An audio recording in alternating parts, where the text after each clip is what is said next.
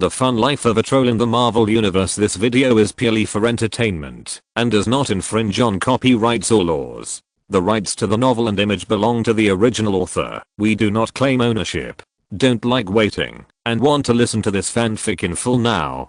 Subscribe to our Patreon, where you'll find the best fanfics. Chapter 101. Poor Coulson. Tony simply explained the current situation to the captain, a centenarian, and Sherlock, a magic player, and then quickly flew away along the corridor. The remaining two were not idle either. After Tony flew away, the captain called Sherlock to continue moving forward. After all, the two still had to repair the hole smashed by the green fat man. You know, when Sherlock was repairing the gap that looked like it was caused by a dump truck, everyone could already vaguely see the sea surface, and the two were still in a hurry. The captain didn't know whether he didn't understand Tony's explanation and was afraid of Sherlock's questions, or didn't know what was going on. Anyway, he didn't say a word, just took Sherlock to the destination and kept cleaning up the brainwashed agents along the way. Sherlock was naturally happy to follow the captain and use magic to support him from time to time, but Sherlock still had one thing in his heart that he had never figured out.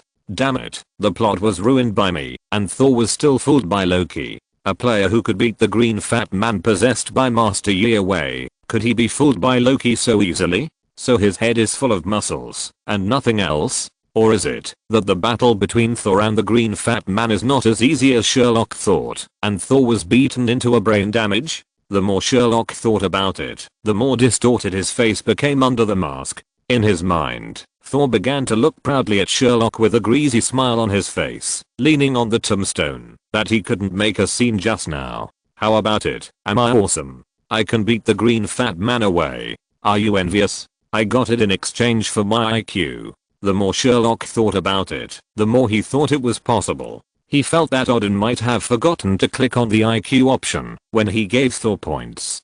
Fortunately, Sherlock's brain captain didn't know about it and took Sherlock to the bottom of the cabin quickly. Sherlock looked at the sea level that was close at hand and temporarily gave up the behavior of despising Thor in his mind and tried his best to recover. Under the effect of Sherlock's magic, the big hole smashed by the green fat man began to slowly repair and finally completed the repair before it touched the water surface. After a violent vibration, Sherlock felt the gradually stable hull of the aerospace mothership and breathed a sigh of relief. At least he didn't have to go through the plot of Titanic again. At the same time, he also constantly despised the manufacturing level of the lighthouse in his heart. Damn, an aerospace mothership is made like a crispy skin. Damn, if you don't know, you will think you are reluctant to use steel. Seeing that the matter came to an end, both Sherlock and the captain secretly breathed a sigh of relief. Before the two of them could speak, Tony's voice sounded in their communication devices at the same time. Captain, wizard, where are you? I'll send you a location. You'd better come and see, especially the wizard. You must come. Listening to Tony's words, Sherlock and the captain looked at each other, and Sherlock grabbed the captain's arm without hesitation, and was a phantom shift. The next second, the two of them appeared in the glass prison cabin, where Loki was imprisoned. The captain was caught off guard by Sherlock's sudden attack. He bent forward in frustration, and knelt on the ground and retched continuously. Sherlock ignored the captain's situation, and began to look at the situation in the room. After all, he would get used to it after retching. Sherlock had come here the same way. It doesn't matter if you don't look at it. Even the knowledgeable Sherlock couldn't help but be stunned at a glance. There was a figure leaning against the corner of the room. From the appearance, it seemed to be the unlucky Coulson. Unlike in the movie, Coulson was not dead, but he was also seriously injured. But what people don't understand is that although Coulson, who was leaning against the corner, was not dead, his body was covered with mushrooms for some reason. Well, mushrooms really grow in the corner. Not only did they grow mushrooms, but the types of mushrooms were also very different. From the same red mushrooms with white dots as Mario, to various kinds of precious food materials and various kinds of precious medicinal mushrooms, it can be said that there is everything. It is completely a mushroom encyclopedia. Even Sherlock's limited agricultural knowledge can recognize a lot of them, such as matsutake, chicken stalks, etc. The most bizarre thing is on Coulson's forehead, the big mushroom that flutters in the wind and shines with a shiny luster. If Sherlock is not mistaken, that thing is a Gynoderma lucidum. Next to Coulson is a stretcher, and on both sides of the stretcher are 2 doctors and a nurse. Sherlock actually saw some fear, some disbelief, some grievances, and very well hidden disgust in the eyes of these 3 people.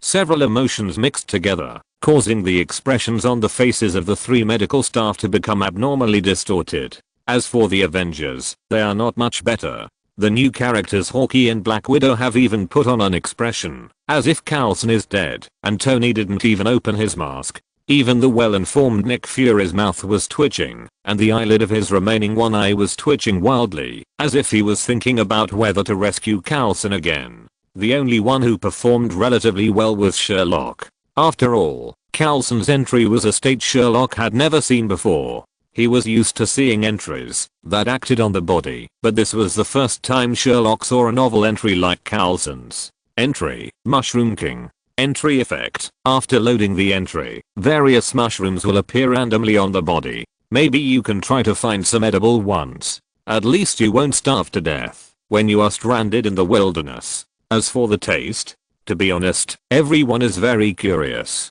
Entry time: 23 hours, 40 minutes and 0 seconds. Sherlock watched the 3 medical staff look at the black salted egg standing in the front with a look of help, their eyes full of the desire for life. Although the 3 didn't know what happened, Black Egg, who had tried Sherlock's potion, probably knew what happened.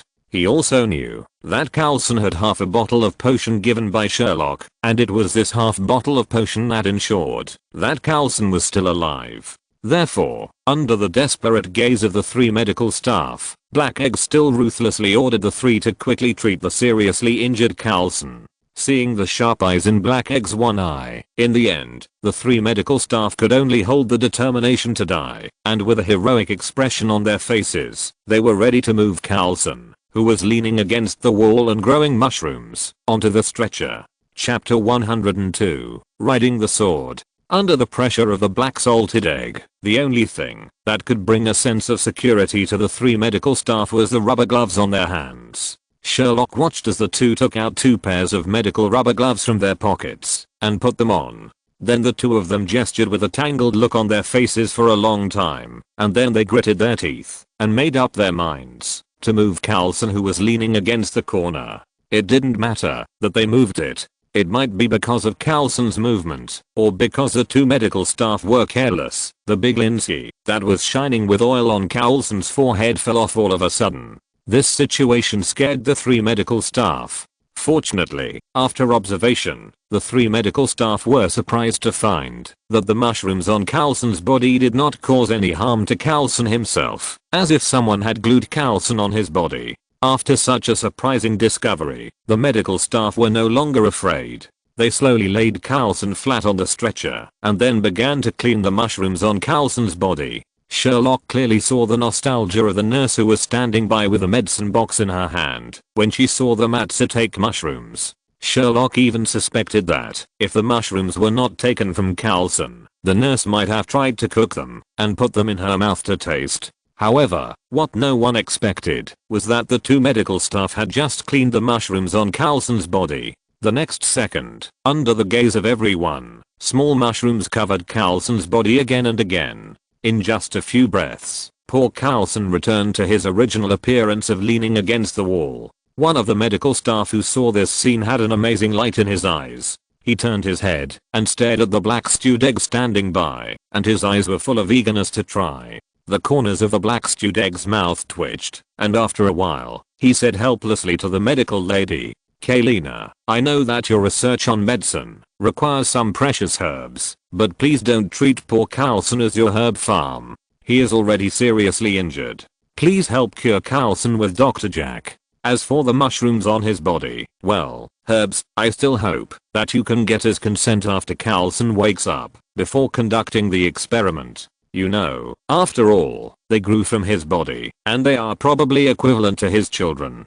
Black Boiled Egg told a joke that was neither big nor small, but it was obvious that the pharmaceutical scientist and part-time medical staff did not understand Black Boiled Egg's joke. Instead, He nodded to Black Boiled Egg very seriously and left with Coulson excitedly. Seeing this scene, Black Boiled Egg opened his mouth, but still said nothing. Seeing that the fun was gone, Sherlock no longer paid attention to these things, and even had no interest in the subsequent conversation with these people. He didn't even pay attention to Thor, who had just returned, and his face was colorful like a palette. Of course, taking pictures is necessary. After all, it is Thor's rare black history. Thor doesn't know that the helmet is secretly taking pictures, right? Anyway, there will be a big battle next. Sherlock also knows that Tony will definitely leave first. He sent a message to Tony's helmet, telling him to tell him when he leaves, and then he began to pay attention to Hawkeye, who had just joined. Hawkeye's condition at this time was not very good. He looked like he hadn't slept for several nights. There were red bloodshot in his eyes. He was resting next to Black Widow. Sherlock kept looking at Hawkeye's eyes and the arrows with various functions behind him through the helmet. To be honest, Sherlock was extremely interested in Hawkeye's arrows with strange functions. Sherlock, who had even watched Hawkeye's independent series, once thought that Hawkeye was definitely a fun person like himself. Otherwise, how could he come up with so many strange things? Apart from anything else, the slime arrow alone was enough for Sherlock to confirm this. Apart from these weird ideas, Sherlock was also very curious about what kind of black technology Hawkeye's explosive arrows could use to blow up the aerospace mothership, as if it was hit by a dump truck. As if sensing Sherlock's gaze, Hawkeye turned around and gave Sherlock a friendly smile. "Any questions, Mr. Wizard?" After all, Hawkeye had just learned from Black Widow about the evil nature of Sherlock's vest called Wizard and the endless tricks. It would be a lie for Hawkeye to say that he was not afraid. After all, even Black Widow had experienced what it felt like to be a man, and Hawkeye was really afraid that he would have to experience what it felt like to be a woman. Feeling the kindness emanating from Hawkeye, Sherlock was a little uncomfortable for a while, but curiosity soon took over, and in the end Sherlock couldn't help but ask Hawkeye 3 questions about quality. Can your eyes really see a rabbit a few kilometers away like an eagle? Do you make your arrows yourself? Where did you learn to use a bow and arrow? Listening to Sherlock's questions like a curious baby, even Hawkeye, who is very well mannered, felt a little speechless. After thinking for a while, Hawkeye felt that he didn't want to step into the battlefield as a woman before the war, so he decided to answer Sherlock's questions honestly. But just as Hawkeye was about to speak, Tony, who was standing in front of him, shouted, "Fuck, I know where Loki will go, Stark Tower." After saying that, he didn't care about the reactions of the crowd and directly activated the armor and rushed out. Seeing Tony leave the aerospace carrier, Sherlock originally wanted to listen to Hawkeye's explanation, but it was obvious that there was no time. Black Egg also began to urge everyone to get on the plane to support Tony. After apologizing to everyone and saying that he needed to prepare and meet in New York later, Sherlock also disappeared in the aerospace carrier with the Phantom. However, when Sherlock appeared, he was not in his own home in New York, but on Tony's back. It looked like Sherlock was flying on the sword named Tony. "Fuck, you little brat, what are you doing? I told you to add a flying device to yourself, but you refused to do it, because it was not elegant. By the way, can't your omnipotent magic fly?" Tony, who was flying in the air, staggered when Sherlock stepped on him, and immediately connected to Sherlock's helmet, and started to curse. Listening to Tony's words, Sherlock's mind unconsciously emerged with the picture of himself as a strong man riding a small broom. Of course he can fly, but that picture is really eye-catching. Sherlock even suspected that the small wooden stick would get stuck in his crotch. Sherlock swore that he would never let anyone see such a picture in his life. As for flying magic, of course there is, but doesn't that thing consume magic power? It's not as comfortable as Tony riding a cosplay humanoid flying sword now. So Sherlock naturally had plenty of reasons for Tony's words. It was too far from New York, and he couldn't appear at home directly, so he just took a ride. Although Tony cursed, he couldn't do anything to Sherlock. In the end, the two sides negotiated that Sherlock must leave his back before Tony entered New York City. Sherlock naturally agreed. In fact, he was already very happy. He stood on Tony's back with his hands behind his back, and with that wide robe, he looked like a real immortal. After all, Sherlock would not tell Tony that he had wanted to do this for a long time. Chapter 103 The War Begins. It turns out that Sherlock is really trustworthy to some extent. When he was some distance away from the city, Sherlock said hello to Tony and quickly left Tony's back. When Sherlock appeared again, he had returned to his room. He quickly put away his equipment and ran downstairs quickly. The Chitauri are a social system similar to the Zerg. The Chitauri warriors at the bottom can be said to be endless. Sherlock has not forgotten that the Avengers were suppressed by firepower. If Sherlock only uses magic, he can't eliminate more and more Chitauri, even if he is exhausted. It is better to come back and get some weapons and match his magic, which will definitely have unexpected effects. And the most important thing is that, although his gun store is some distance away from the battlefield in the center of New York City, Sherlock is still a little worried. After all, there are only a few people he knows. Sherlock doesn't want any accidents to happen to people he knows. After quickly finding Price didn't say anything and led Sherlock to the warehouse. Sherlock didn't hesitate, and a large number of weapons were put into Sherlock's library in an instant.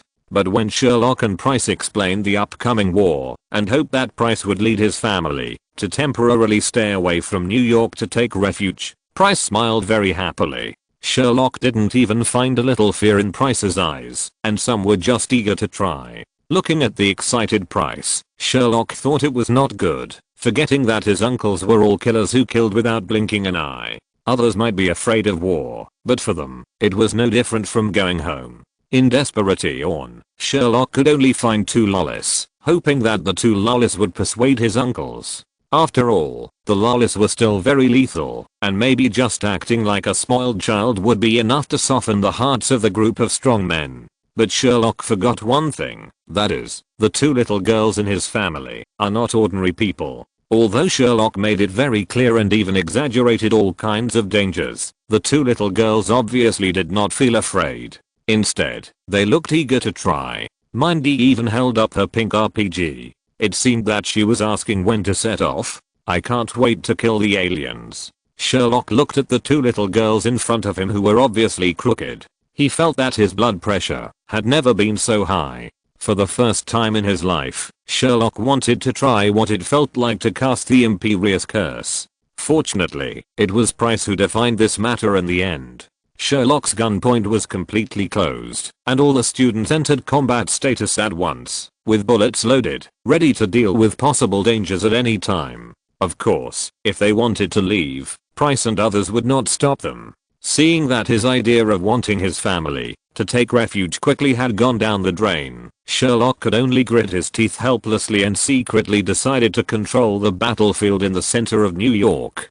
Quickly returning to his room and putting on his armor again, Sherlock did not hesitate and directly apparated, returning to downtown New York in an instant. At this time, downtown New York had become a battlefield ravaged by aliens. The space gate in the sky had been opened, and countless Chitauri began to pour out of the space gate. Tony, who had changed into a set of armor, had already begun to fight with the Chitauri who poured in.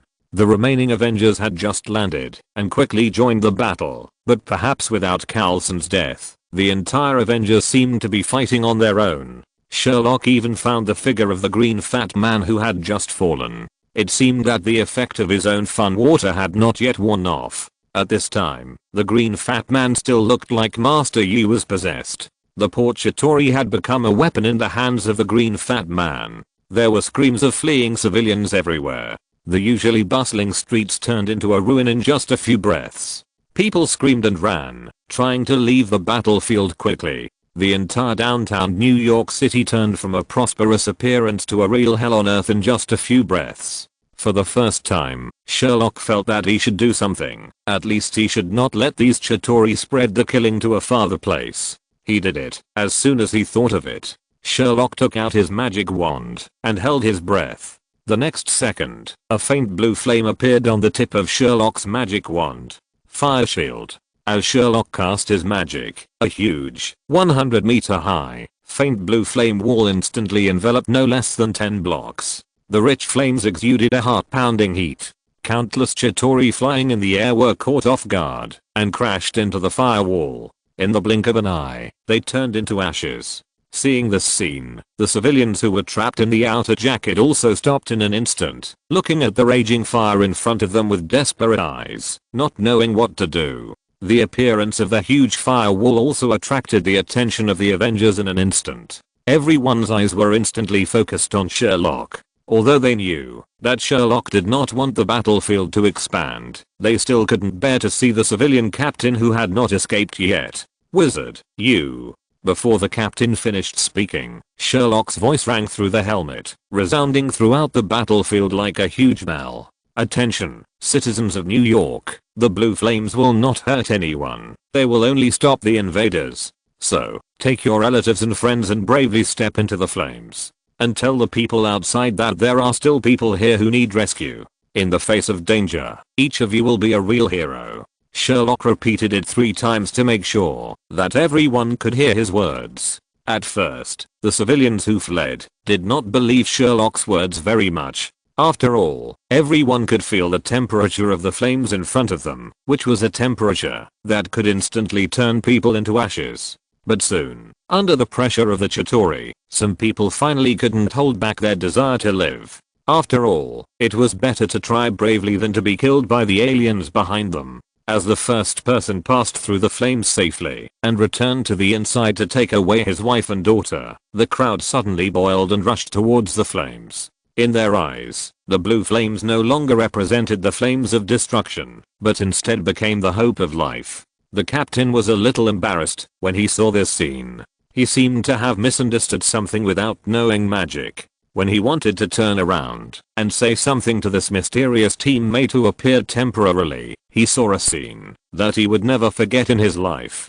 At this time, countless weapons, guns, bombs, grenades and other individual weapons were floating around Sherlock, just like star rings, guarding Sherlock in the center in their orbits. Combined with Sherlock's suit and the picture of one hand holding a magic wand and the other hand holding a pistol, the captain could feel the collision of magic and technology for a moment. Seeing the captain staring at him blankly, Sherlock's mouth corners under the helmet curved slightly, and his eyes looked at the Chitauri who were still pouring out of the cave, and said to the captain, "Captain, are you ready for a big fight?" Listening to Sherlock's voice with a little electronics sound, the captain couldn't help but smile. "Of course, I can do this all day." Chapter 104 Avengers Assemble 1. It may be because of Sherlock's 100-meter high wall of fire, the civilians no longer panic, and even began to actively save themselves with the help of this natural moat that Sherlock had displayed. Even some people with weapons used this natural moat to shuttle back and forth, to perform American IAI in various postures.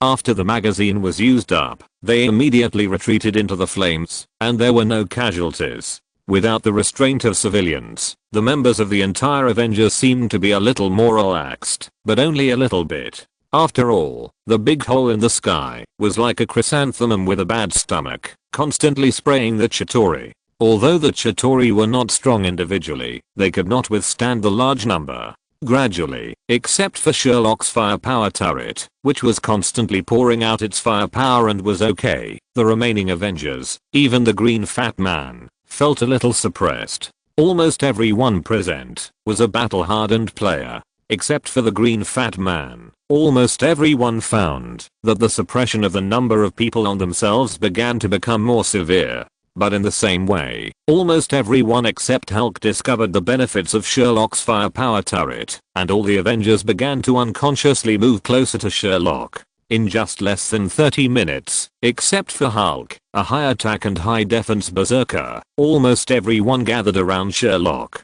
Sherlock didn't care about this, and continued to pour out his firepower. He even secretly cast the sequence magic learned from Asgard at each muzzle. After Sherlock's magic modification, this magic can be fixed at the muzzle like a silencer. Sherlock has a clear definition of himself in the team, that is, an auxiliary. Although he can charge into battle, he is still an auxiliary. After all, only an auxiliary can stand at the back of the team and see the fun of the whole scene. Sherlock feels that there is nothing wrong with his definition of himself. After forcing everyone together, the attack of the entire Chitauri obviously slowed down, and it looked like it was intentional, as if they were waiting for something. It turns out that Sherlock's feeling was not wrong. After only a short while, Loki appeared in front of the Avengers in a flying machine that looked like a throne pulled by a horse. He immediately put on a victorious look and started to spray the Avengers with tsundere and arrogant trash talk, which made Sherlock's toes dig out a 3-bedroom apartment. After talking a lot about Loki, Sherlock can simply summarize it as something like, I have noble blood, I'm the Prince of Asgard, and I will soon be the King of the Earth. He even had the idea of recruiting the Avengers, saying something like surrendering your guns will not kill you, and after he becomes king, he will give everyone the title of founding general. Before the other members of the Avengers could speak, Thor, the silly guy with muscles in his brain, stood up and angrily scolded Loki. His words were nothing more than the same meaning, you are dreaming. Otherwise, they are brothers, and their words are exactly the same, full of tsundere atmosphere. The confrontation between the two made Sherlock's eyebrows jump straight, and the 3-bedroom and 1 living room under his feet almost turned into a big villa. In fact, Sherlock wanted to stand up and tell the two people that it was really not that troublesome to rule the earth. As long as Loki stood up and shouted, after he ruled the earth, everyone had to work 8 hours a day, only 1 hour rest at noon, only 2 days a week, only 3 meals a day, and only milk for breakfast. In addition, everyone only had 20 days of annual leave in a whole year, and the salary could only be increased once every 6 months, and this set of procedures would be strictly implemented and everyone must abide by it. As long as this set of words was released, would the Chitauri be needed? The workers with resentment could help Loki turn the earth over, and respectfully invite the great alien monarch to come on stage in front of Loki. Even more exaggerated, as long as Loki followed the standards of the Geneva Convention, there would be many workers crying with joy, and they couldn't wait to join the team of Earth rapists, hugging Loki's thighs, and shouting long live. Now it is really a bad idea to ask the Chitauri to attack the Earth, and it may even backfire. Of course, no one knows what Sherlock is thinking. Sherlock has never thought of letting anyone know about this set of aliens' textbooks on ruling the Earth. He can only watch the two brothers quarreling silently. Now the two have begun to expose each other's past, and all kinds of shit have been exposed in the quarrel between the two. Even when the two were exposing each other's past, both the Chitauri and the Avengers gradually stopped, and everyone looked at the two people who were quarreling with an expression of eating melons. Just when Thor started to say that Loki started to take him to peek at Valkyrie bathing when he was 8 years old, Loki finally reacted, and the surroundings were too quiet.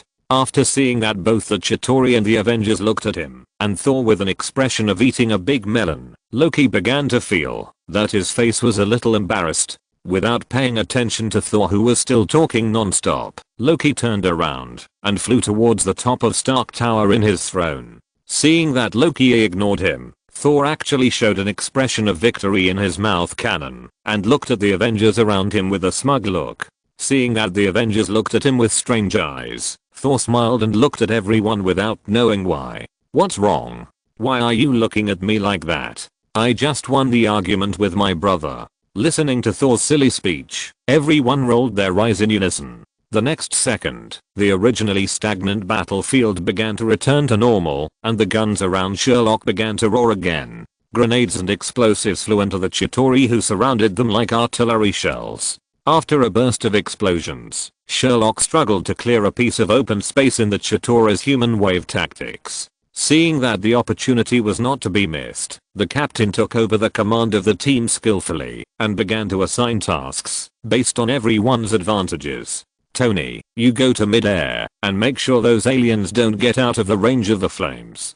Thor, try to use your lightning to block the high altitude. If you have time, find a way to reduce the number of aliens entering from that gap and deal with those big fish flying in mid-air.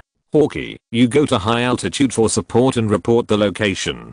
Pay attention to your own safety. Natasha, use your advantage and find a way to go to the roof of Stark building to shut down that damn device. As for Hulk, the captain's eyes fell on the green fat man who was happily hitting two Chitauri as if they were short knives in Wing Chun.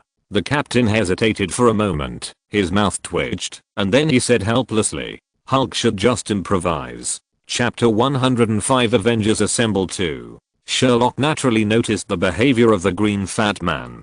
He saw that the two Chitauri in the green fat man's hands were dancing vigorously. Once a Chitauri couldn't hold on and softened, the green fat man would randomly select another unlucky guy to become a new weapon. You said that the green fat man used people as weapons, and Sherlock would not say anything about beating people, but you grabbed two unlucky Chitauris to fight that battleship that looked like a shark. Well, you hit it, but the frequency of your attacks is really using Wing Chun, not playing Taiko Master. Sherlock felt that the green fat man's boxing with two unlucky Chitauris was not like Wing Chun at all, but looked like he was having fun with the Taiko Master simulator. It's no wonder that the captain's mouth twitched and shouted Hulk to improvise. Just looking at the green fat man's performance, Sherlock felt that no one dared to run to the green fat man and give him orders, otherwise it would be easy to become the next drumstick.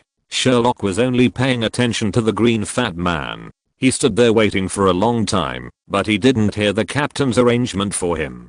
He saw that the captain was ready to charge with a shield to deal with the Chitauri on the ground. Sherlock stopped the captain's steps and looked at him with a bit of dissatisfaction. "Captain, what about me? What about my mission?" Hearing Sherlock's tone that seemed to be full of expectation, the captain felt his blood pressure rise a little. As a centenarian on the scientific side, the captain could be said to know nothing about magic. It is not an exaggeration to say that, before seeing Sherlock's vest, the captain always thought that magic only existed in novels and movies. Now it is a bit difficult for him, a centenarian, to give a task to a real magician. I dare not say anything else. The captain has no idea what Sherlock can do, except that he can repair damage. After hesitating for a long time, the captain looked at Sherlock and said, "You and I will deal with the enemies on the ground together and support others at the same time." After saying that, he seemed to think of something and then asked, "Can you help?" Hearing the captain's somewhat uncertain tone, Sherlock's face under the mask was full of disbelief. What does it mean to be able to do it? Isn't this a naked distrust of him?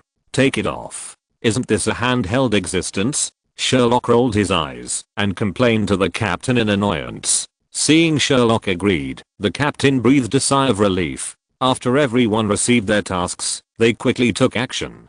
Hawkeye took Tony's ride and quickly came to a building to report the location to everyone and acted as an observer. Tony and Thor did not hesitate. They kept flying in the air and shot down some Chitauri who wanted to rush out of the fire shield to the ground or into the flames. Thor kept summoning lightning, attacking the Chitauri aircraft around him with a hammer and blocking the entrance of the Chitauri at the top of Stark Tower with lightning. Although the effect was average, it still blocked many enemies who rushed in. As for Black Widow, she was not polite at all. She took out two guns from Sherlock, and with Sherlock's eyes, that he had practiced for 2.5 years, she and the captain flew onto a Chitauri aircraft and disappeared from the ground. Seeing that she and the captain were the only two people left on the ground and countless Chitauri, Sherlock did not hold back.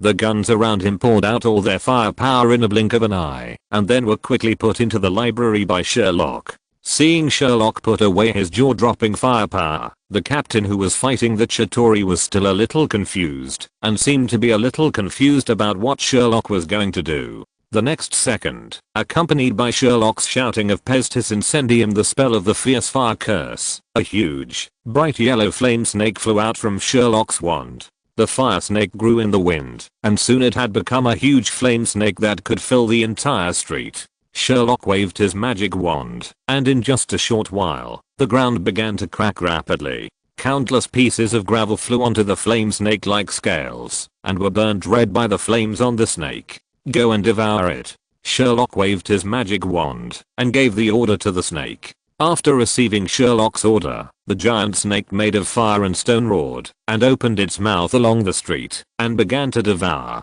Countless Chitauri screamed as they were thrust into the giant snake's belly, and turned into ashes. Countless Chitauri saw this scene, and wanted to resist, but the giant snake's hard and hot scales made of stone would not give them this opportunity. Even if they barely avoided the swallowing of the giant snake's big mouth, the red burned stone scales were enough to let these ground infantrymen feel what it means to fry meat on a stone slab. Seeing this scene, the captain not far from Sherlock was stunned to see all this. At this moment, the captain's scientific outlook of 100 years was gradually collapsing. At this moment, the captain finally had a simple and one-sided understanding of Sherlock's magic. The giant snake kept wandering in the 10 blocks, and everywhere it went was scarred. All the materials that could burn turned into nutrients for the giant snake, allowing the giant snake to continue to grow. Fortunately, there were no teammates on the ground at this time. After discovering that the ground did not need him, the green fat man jumped into the air with his 2 unlucky weapons and began to cooperate with Thor to clean up the flying big fish. But this cooperation, how to say it, is hard to say. Although the green fat man and Thor played a set of combos, he always wanted to give Thor a blow after solving a big fish. Thor endured it once or twice, but he couldn't stand it every time. In the end, Thor also took the attitude of can't afford to provoke, but can afford to hide, and resolutely refused to share a fish with the green fat man. Seeing that his little revenge seemed to be discovered by Thor, Hulk felt that it was meaningless, and began to jump towards the direction of Stark Tower. Although he was not very smart, he could see that the man who looked like the leader just now ran into the tall building. Hulk thought that these men were so weak, so the leader should be stronger than these men. With this idea in mind, Hulk quickly jumped to the top floor of Stark Tower. Tony, who was flying in the air, also noticed this and distracted his attention to the top floor of his own building. But what Tony never expected was that it was this little distraction that made him see a famous scene. Loki's windmill. Chapter 106 Avengers Assemble 3. Seeing that Loki, who seemed to be suffering from a middle school syndrome, was being held by Hulk by his legs and smashed to the ground, Hulk even complained that he was a weak god. Maybe because he had been with Sherlock for a long time, Tony silently opened the video in his helmet and recorded the scene completely. He even did not forget to share it with Sherlock during the battle. Sherlock looked at the famous scene of Loki's windmill shared by Tony and couldn't help laughing. Fortunately, the helmet blocked the captain and the others didn't know what Sherlock was doing. While Sherlock was controlling the giant snake to clean up the Chitauri on the ground and chatting with Tony in the helmet about the famous scene Tony had just recorded, Black Widow was in great trouble. Although she was constantly changing the Chitauri's aircraft with her flexible skills, the actual distance Black Widow walked out was not very far. It seemed that the Chitauri had discovered Black Widow's intention and deliberately surrounded Black Widow. In desperation, Black Widow could only start asking for help on the public channel. After all, if this continued, everyone would be exhausted to death, even if they were not beaten to death by the Chitauri. Does anyone have time? I need a road to the top of Stark Tower. The damn aliens seem to have discovered my intention and don't give me a chance to get close. Hearing Black Widow's request for help on the public channel, Sherlock immediately put aside his behavior of slacking off on the battlefield with Tony and responded to Black Widow's request. Received. Please try to get closer to me. I will open a road for you to the top of Stark Tower. Hearing Sherlock's distinctive electronics sound, Black Widow quickly controlled the aircraft under her buttocks to fly towards Sherlock's position. With the lock of the helmet, Sherlock quickly found Black Widow's trace, quickly controlling his giant snake to move closer to his direction. Sherlock turned into black mist and flew into the air in an instant. The moment the giant flame snake reached Sherlock's feet, it began to decompose and turned into pure flames. It began to fly into the air with the dancing of Sherlock's magic wand and began to rotate around Sherlock and Black Widow. Seeing the flames around the two people burning more and more, the fire became bigger and bigger. The Chitauri touched by the flames fell like dumplings, and even the whole flame began to gradually take the shape of animals under the condition of more and more fuel. God of Fire, open the way. Sherlock also knew that it was almost time. With the shouting of the spell, a broad road formed by flames appeared in front of Sherlock and Black Widow in an instant. Seeing that Sherlock had opened a way for herself, Black Widow did not hesitate. She flew quickly to the top of Stark building in the high temperature of the flames. Seeing Black Widow leave, Sherlock looked at the Chitauri who were like locusts in the sky. Sherlock no longer held back. The powerful magic flew out of Sherlock's magic wand, as if it was free. Explosion spells, crushing spells, and even weather spells that can change the weather and summon thunder. Sherlock is like a turret flying in the air.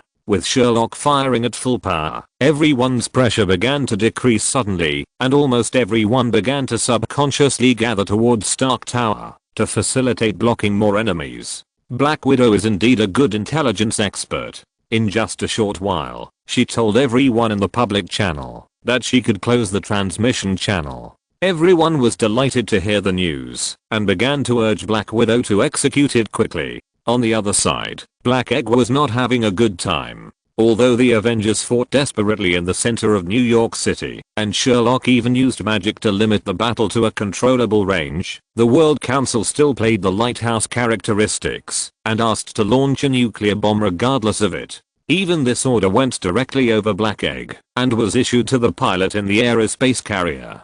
Black Egg, who was already in a bad mood because of the crash of his warship, started to send a telegram immediately after learning the news. He even carried an RPG to destroy the plane carrying the nuclear bomb after failing to stop it. But unfortunately, not only Sherlock knew about Black Egg's behavior, but also the World Council and the Hydra leaders in the World Council knew it well. They didn't give Black Egg a chance at all. Another plane carrying a real nuclear bomb took off in front of Black Egg. In desperation, Black Egg could only contact the Avengers who were fighting. Everyone felt disappointed after knowing the news. Similarly, this also laid the groundwork for the Avengers to escape from the control of S.H.I.E.L.D. after the battle. Tony didn't show too much surprise after hearing the news. As the former largest arms giant of Lighthouse, he knew clearly what these idiots in high positions looked like. It's not that people can be called people cursed by knowledge. Their brains are really fast. Soon Tony decided to use a trick to let the aliens feel a little shock from the Earth. After explaining the plan to everyone, Tony quickly left the battlefield and flew towards the nuclear bomb. Sherlock took over the battlefield vacancy left by Tony. On the other side, Black Widow also took Loki's wand and began to prepare to close the transmission channel at any time according to Tony's order. After that, just like the original plot, Tony flew into the transmission portal carrying the nuclear bomb. Sherlock even wanted to give Tony a shot to restore him to his original state, but he had no chance. Then Tony fell into a coma because the macro reactor on his chest ran out of power. Finally, he was rescued from midair by Hulk. Fortunately, there was a human-shaped power bank Thor. With the help of Thor's Meow Hammer, the arc reactor was charged externally, which made Tony, who was in a coma, wake up again. As for the Cheetah people, these things were all paralyzed after losing the signal from the mothership. They were like fools, standing there stupidly. This can be regarded as a shortcoming of the Hive Society. Once the command of the mothership is lost, the remaining engineers are basically no different from fools. What made Sherlock speechless was that Tony didn't know what he was thinking. Just like in the movie, he asked to treat everyone to a barbecue the first time he woke up. The difference was that the barbecue this time didn't seem to be the same as the one in the original book. At least Sherlock had never heard of the name of that barbecue restaurant, and he didn't know where Tony got the news from. In short, the war ended in a whimper, at least it seemed to Sherlock. According to normal logic, shouldn't the remaining people who saw that there was no hope of returning to their home planet fight desperately and then be caught for a search or something? As a result, the big pieces fell to the ground, as if they had no power, and the small pieces were even more exaggerated. They were directly a technique to disappear on the spot, and became stupid. Although Sherlock wanted to complain about this when watching the movie, now that he has actually experienced it, Sherlock feels that it is really uncomfortable to hold back his old complaints. Apart from Sherlock's old complaint that was about to cause internal injuries, thanks to Sherlock's magic, the damage suffered by the entire New York was much less than in the movie.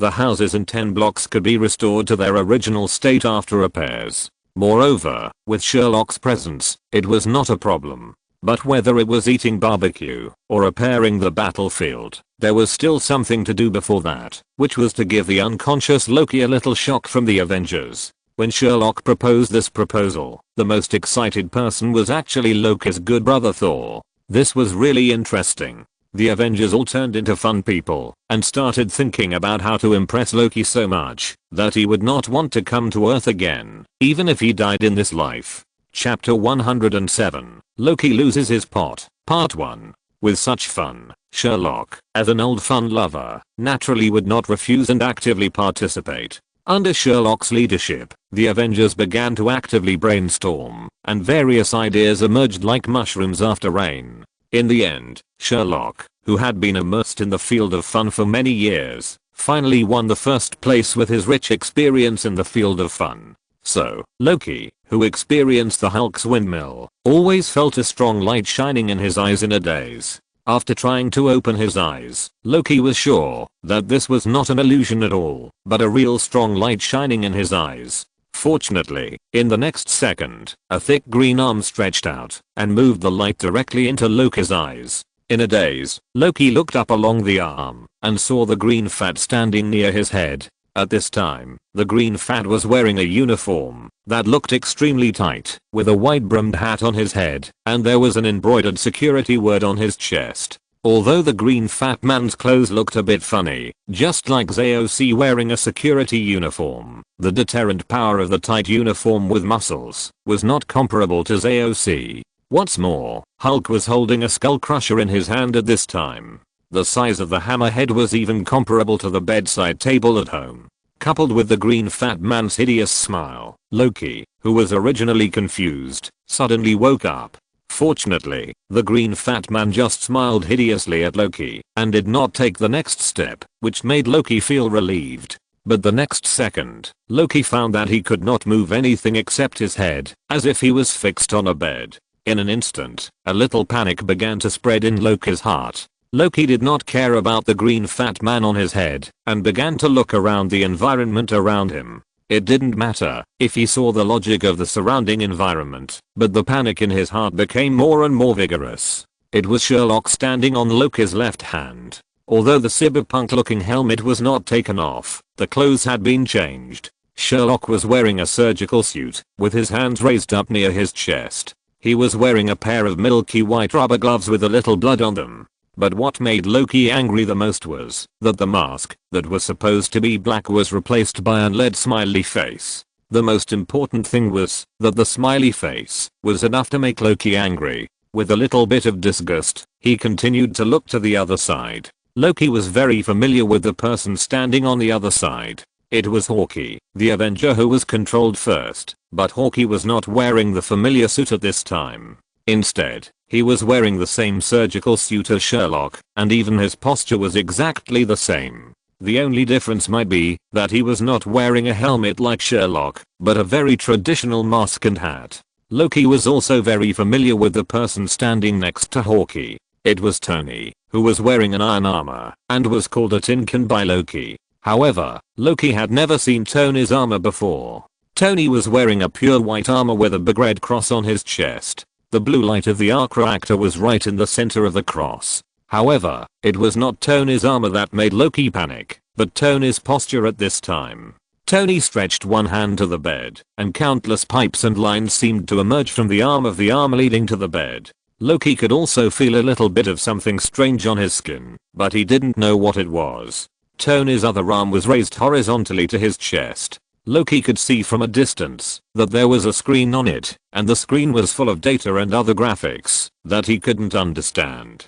Standing opposite Tony was Black Widow in a nurse's uniform. Black Widow looked like she had just finished an operation, with a hat and a mask. The only difference from Sherlock and Hawkeye was that Black Widow was holding a tray in her hand. The position of the tray was very clever, neither too high nor too low, just enough for Loki to see what was inside the tray. There were two not very large oval milky white objects, with traces of blood on them. However, this was not the most panicking thing for Loki. What panicked Loki the most was that when he looked up, he saw two extra lumps of flesh on his chest for no reason, and the clothes he was wearing were not the ones Loki remembered, but a set of hospital gowns. When he looked past the lumps of flesh to his feet, Loki saw two people standing at his feet, the captain and his silly brother. Loki was very familiar with the captain's clothes, which were the ones he wore when he fought him. He also held the iconic round shield in one hand. The only thing that panicked Loki was the captain's expression. How can I describe that expression? It's hard to describe it in one word. Just looking at it gives people a complicated feeling. And his silly brother Thor was leaning on the shoulder of the opponent with his back to Loki, and his shoulders were still shaking. As we all know, if you don't look at the front and don't listen to the sound, you can't tell whether a person is laughing or crying just by looking at the back. Combined with the current situation, Loki took it for granted that Thor was crying at this time, but as for why he was crying, Loki didn't know. He just woke up and didn't know much about his situation. When Loki was puzzled, Sherlock, who was standing next to Loki, spoke first. "You finally woke up, Mr. Loki. Oh, you shouldn't call her Ms. Loki. Congratulations, the operation was successful. You are now beautiful and sexy girl. Asterisk caret oh caret asterisk," Sherlock said, while pointing to the things in the tray of Black Widow. The tone was as gentle as it could be, and even the emoji on the helmet was changing with Sherlock's words. But the content of Sherlock's words made Loki feel like he was falling into an ice cave, and even got goosebumps. My goodness, I was just leading an army to invade the Earth, and got knocked unconscious. When I woke up, my frying pan had turned into a baking pan. Where is my fucking pan handle? Where did my huge pan handle go?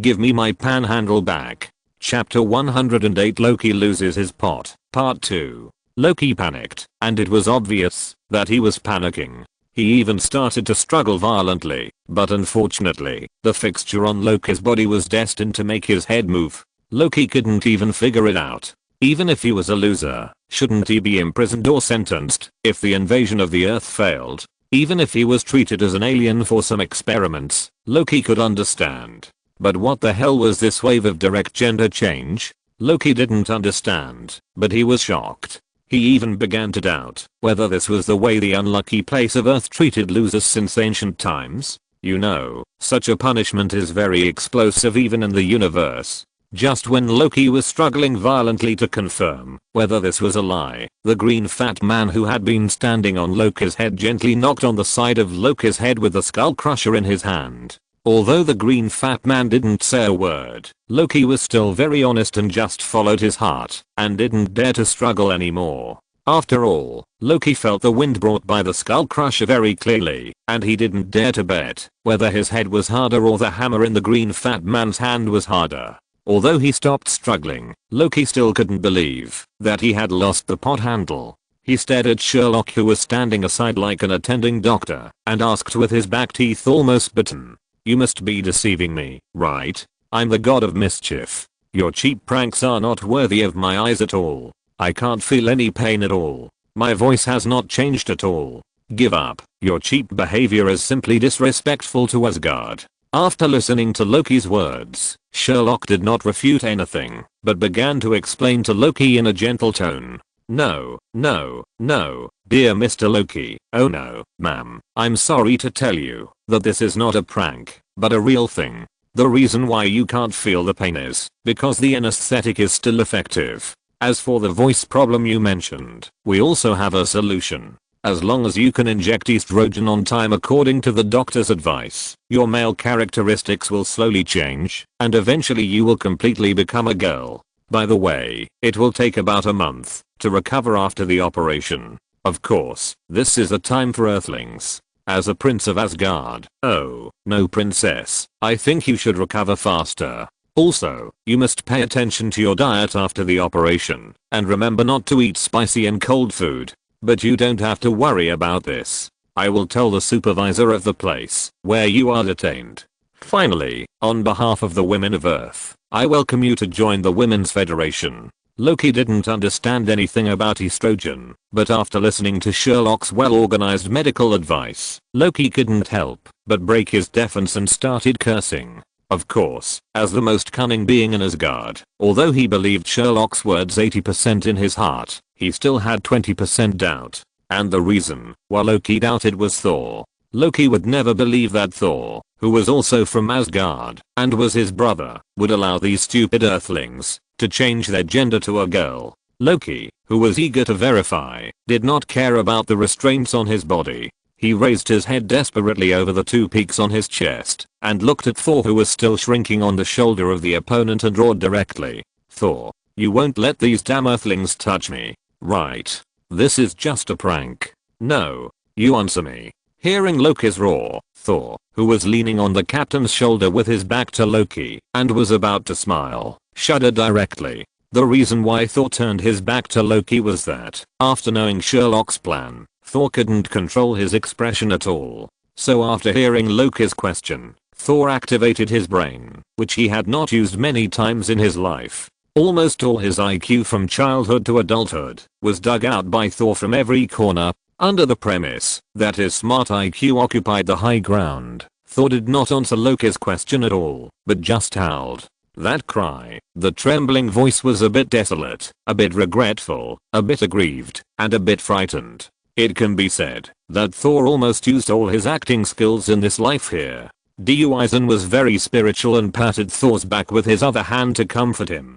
Similarly, Thor's cry completely broke Loki's fantasy. In an instant, Loki was like a salted fish that had lost its dream and hit his head on the bed. What Loki didn't know was that although Thor's cry sounded extremely sad, it was actually just a tremor caused by Thor's howl that almost made him laugh, and he controlled it in time. It was this accident that made Thor's voice give Loki a feeling that he didn't think highly of his brother, and he completely believed Sherlock's prank. Little did he know that at this moment, although those people wearing masks did not look strange on the surface, the corners of their mouths under the masks were so tight that they were cracked to their ears, and their lips were even bitten purple, so they didn't laugh. The captain, who was not wearing a mask, even pinched his thigh tightly with the help of the shield, and recalled all the sadness in his life to ensure that he would not laugh. Hulk took advantage of Loki's inattention and found a corner to laugh. He was just a little stupid, not stupid at all. This kind of fun could be said to be the funniest scene he had seen since he was born. He didn't want to ruin this carefully planned prank because of himself. Relatively speaking, Sherlock and Tony were much better. With the help of the helmet, Sherlock couldn't stop laughing in his helmet. Tony was even more outrageous. After directly ordering Jarvis to fix the current position of his armor, he started laughing loudly in the armor, without even disguising himself, almost laughing from beginning to end. The lovely Loki certainly didn't know the bad intentions of this group of people. After calming down for a few seconds, he finally couldn't help but break his defense. No.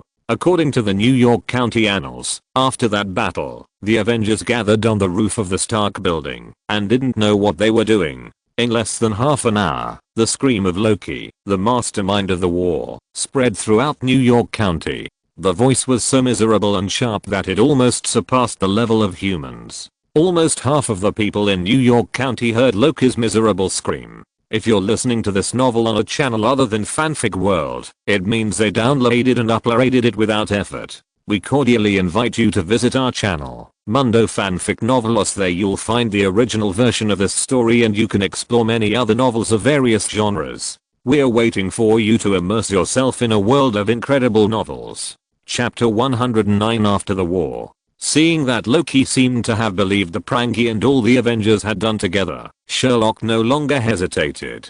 After all, delay would lead to changes. With a flick of his wrist, a syringe appeared in Sherlock's hand, and he stabbed Loki's arm without any hesitation. Loki was doubting his life, and suddenly felt a sharp pain in his arm. He looked down with horror and immediately saw the syringe Sherlock had stabbed in his arm. Seeing Loki looking at him with horror, Sherlock still had a cute emoticon on his face, and continued to speak in a gentle tone.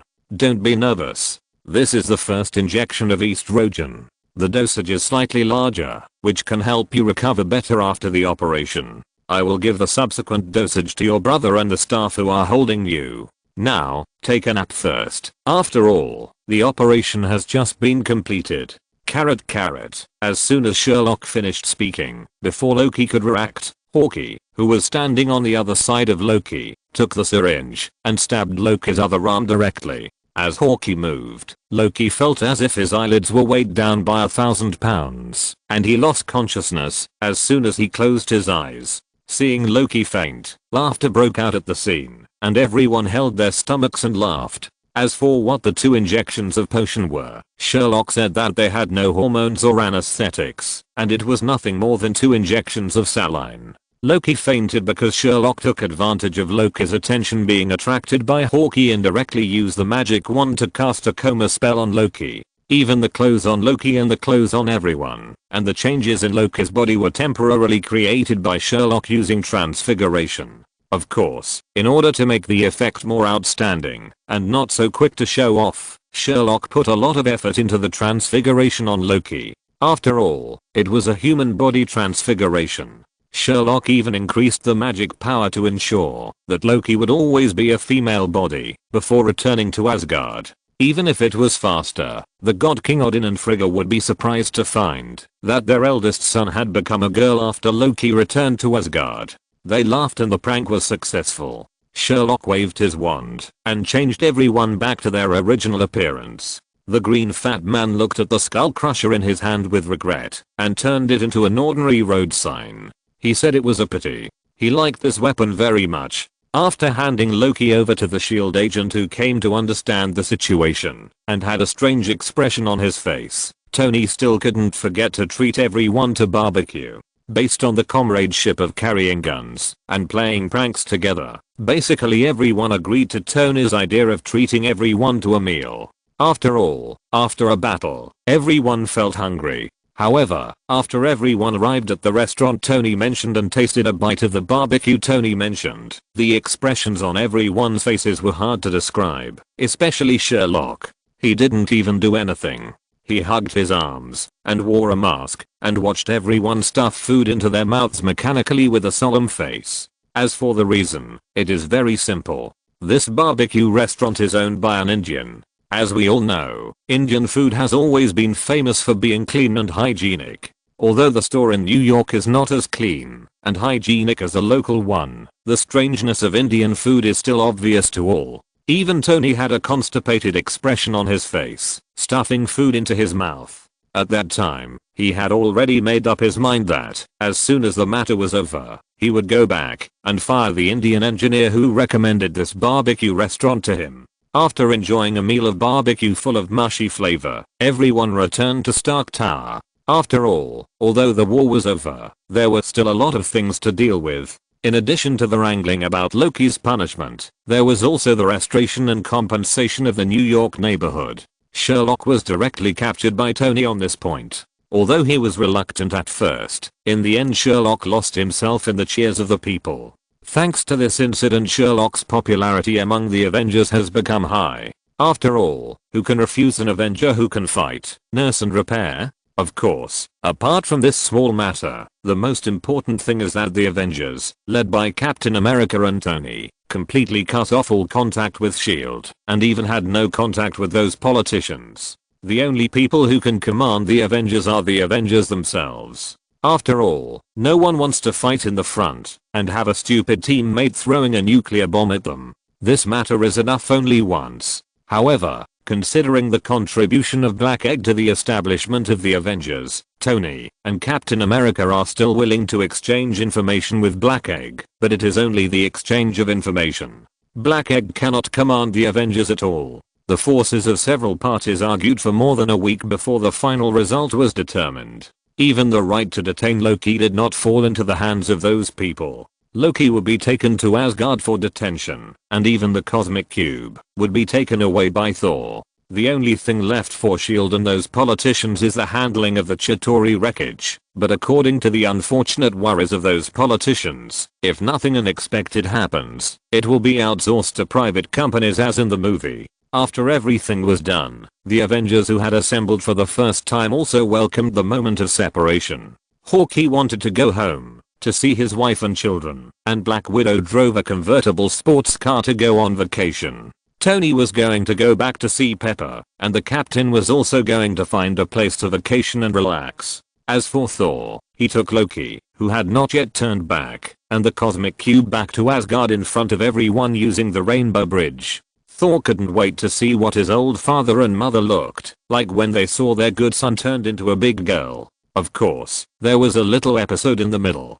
Before leaving, Loki stared at Sherlock with angry eyes, as if he wanted to kill Sherlock with his eyes. Sherlock was naturally not polite. After noticing Loki's sight, Sherlock's helmet directly lit up an emoji, ***, and made a gesture of cutting with a sword in front of Loki. Then Loki's eyes changed from anger and resentment to horror in an instant. PTSD is true. After seeing Sherlock's action, Loki even swore that he would never appear in front of Sherlock again. It was too scary. As for Sherlock himself, after saying goodbye to everyone, Sherlock naturally had to return to his gun shop. Not to mention, after not seeing them for so long, Sherlock missed his 5 uncles and the 2 little girls. But what Sherlock didn't expect was that after returning home, he was not greeted by 2 little girls running towards him, but a cold, empty gun shop and training ground. After Sherlock searched everywhere in confusion and didn't see anyone, he found a letter on the coffee table in the living room upstairs. After reading the content of the letter, Sherlock was directly broken. The reason is very simple. He, the wizard in the Avengers, the only provider of potions for S.H.I.E.L.D., and the owner of the best training ground on the East Coast, Sherlock Felix, was ruthlessly abandoned. Chapter 110, The Abandoned Sherlock. The content of the letter Price left for Sherlock was actually very simple, just a brief description of the current situation. Because of the Battle of New York, all the major forces were very short of manpower, so they called back many students, and a small number of students also wanted to go home because of the Battle of New York. Therefore, Price simply waved his hand and the training ground took a month off. Of course, Price and others would not waste this month. Since Sherlock was not a very good boss and never said to take them out for team building, Price waved his hand again. Let's go. Abandon the boss and go for team building. Therefore, 5 tough guys plus 2 little lalas plus Sky, a front desk, 8 people set off directly in a mighty manner and didn't even call Sherlock. What Sherlock didn't know was that the impact of the Battle of New York was much greater than he had imagined. Not to mention that this battle had actually become a topic of conversation for ordinary people after dinner. Those forces that had a little bit of brains were eyeing the bodies of the Chitauri left after the war. After all, although this thing was rubbish, it was at least an alien that could travel in space. Just because the Avengers don't like something doesn't mean that the government and JD don't like it. Even if these official forces don't like something, if it falls into the hands of the people, it will be enough for some people to dominate the world after some smart people's magic modification. In fact, Sherlock doesn't mind Price and his team going out for team building. After all, they are his uncles. As for the remaining 3, Sherlock doesn't care too much. After all, strictly speaking, those 3 are just extras. But when Price told Sherlock in the letter that, even if their training camp was on vacation, it didn't mean that the gun shop in front was also on vacation, and asked Sherlock to run the gun shop well, Sherlock was really upset. So you all go out to play and ask me to go to work, right? If this happened to Sherlock when he first crossed over, he might have really been obedient and opened the store well, because he was used to being pooed by his boss. But now, Sherlock said, I'm the boss. I don't care what you think, I care what I think. Open a store, open a shitty store. The favorite of the music people is that I will rest when others go to work. I still rest in rest. After all, unless the company is a matter B, otherwise, no matter whether it is a migrant worker or a happy person, it will not like to work when others rest. I don't worry about it anyway, it's the first time. If I haven't seen a letter, there is no testimony. No one can clean up me. Thinking of Sherlock here, I didn't have any burden on my car key. I ran to my car happily. 40 minutes later, Sherlock walked out of Tony's villa with a constipated expression, as if he had seen something eye-catching. As for why Sherlock was like this, the reason was very simple. Tony, who had experienced a war, seemed to have made a passionate confession to Pepper when he threw the nuclear bomb at the end, just like in the original book. Now the 2 of them are just tired of each other. Damn, the 2 people who are almost 100 years younger than the original are like conjoined twins. Can you stand it when they have to walk together? Half an hour later, they came to Tony's villa. Sherlock, who was fed a mouthful of dog food in 10 minutes, said he couldn't stand it. Moreover, these 2 people are not just simply feeding dog food. I don't know where they learned it from. They actually started to urge Sherlock to get married. Damn, the tacit cooperation of the 2 people in urging marriage even made Sherlock feel that he had returned to the time before the time travel, when he went home for the new year to face the aunts and uncles. It was so uncomfortable. Therefore, Sherlock only stayed for less than 10 minutes and ran away decisively because he didn't want to continue to shine. A fun person means that he likes to have fun and watch the fun, and it definitely does not mean that he likes to be treated as a fun person. With a look of frustration, Sherlock began to recall where else he could go to have fun. Black Widow? Well, forget it. Not to mention that Black Widow disappeared without a trace during her vacation this time. Even Black Egg felt it was difficult to find her. Even if Sherlock really found Black Widow, Sherlock didn't know how to approach her. After all, it was his vest that was familiar with Black Widow. Strictly speaking, Sherlock's real body was just a supplier who had met Black Widow once.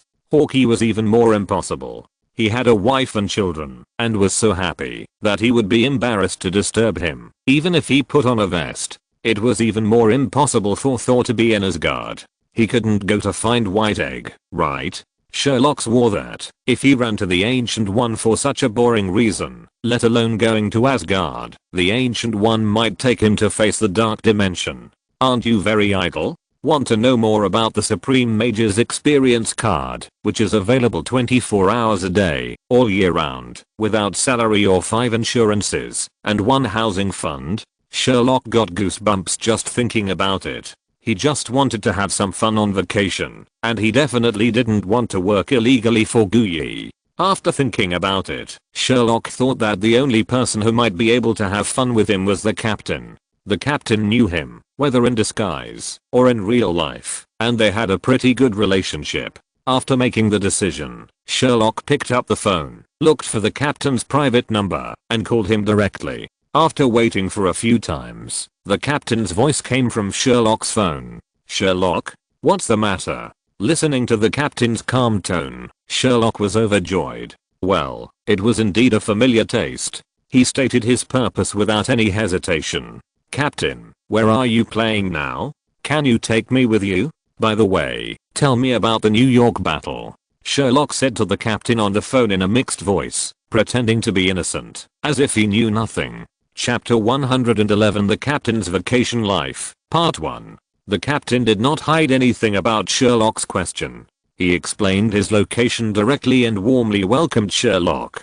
After Sherlock knew where the captain was, he almost couldn't help laughing. Well, Sherlock was very familiar with the place where the captain was now. Florida. Well, it was the place called the capital of America, where you can be poor, but you can never live without it. Sherlock immediately understood the captain's purpose there. He was definitely going there for the beach. You know, Florida can be said to be the place with the longest coastline in the United States, with a prevalent beach culture, plus the latitude close to the equator. In addition to the impression that you can be poor, but you can't live without it, as long as you mention Florida in the lighthouse, most people's impression is sunshine, beaches, and bikini beauties. Seeing that the captain agreed to his request to form a team, Sherlock didn't hesitate. He jumped on his big pickup truck, started the vehicle, and ran all the way to the south.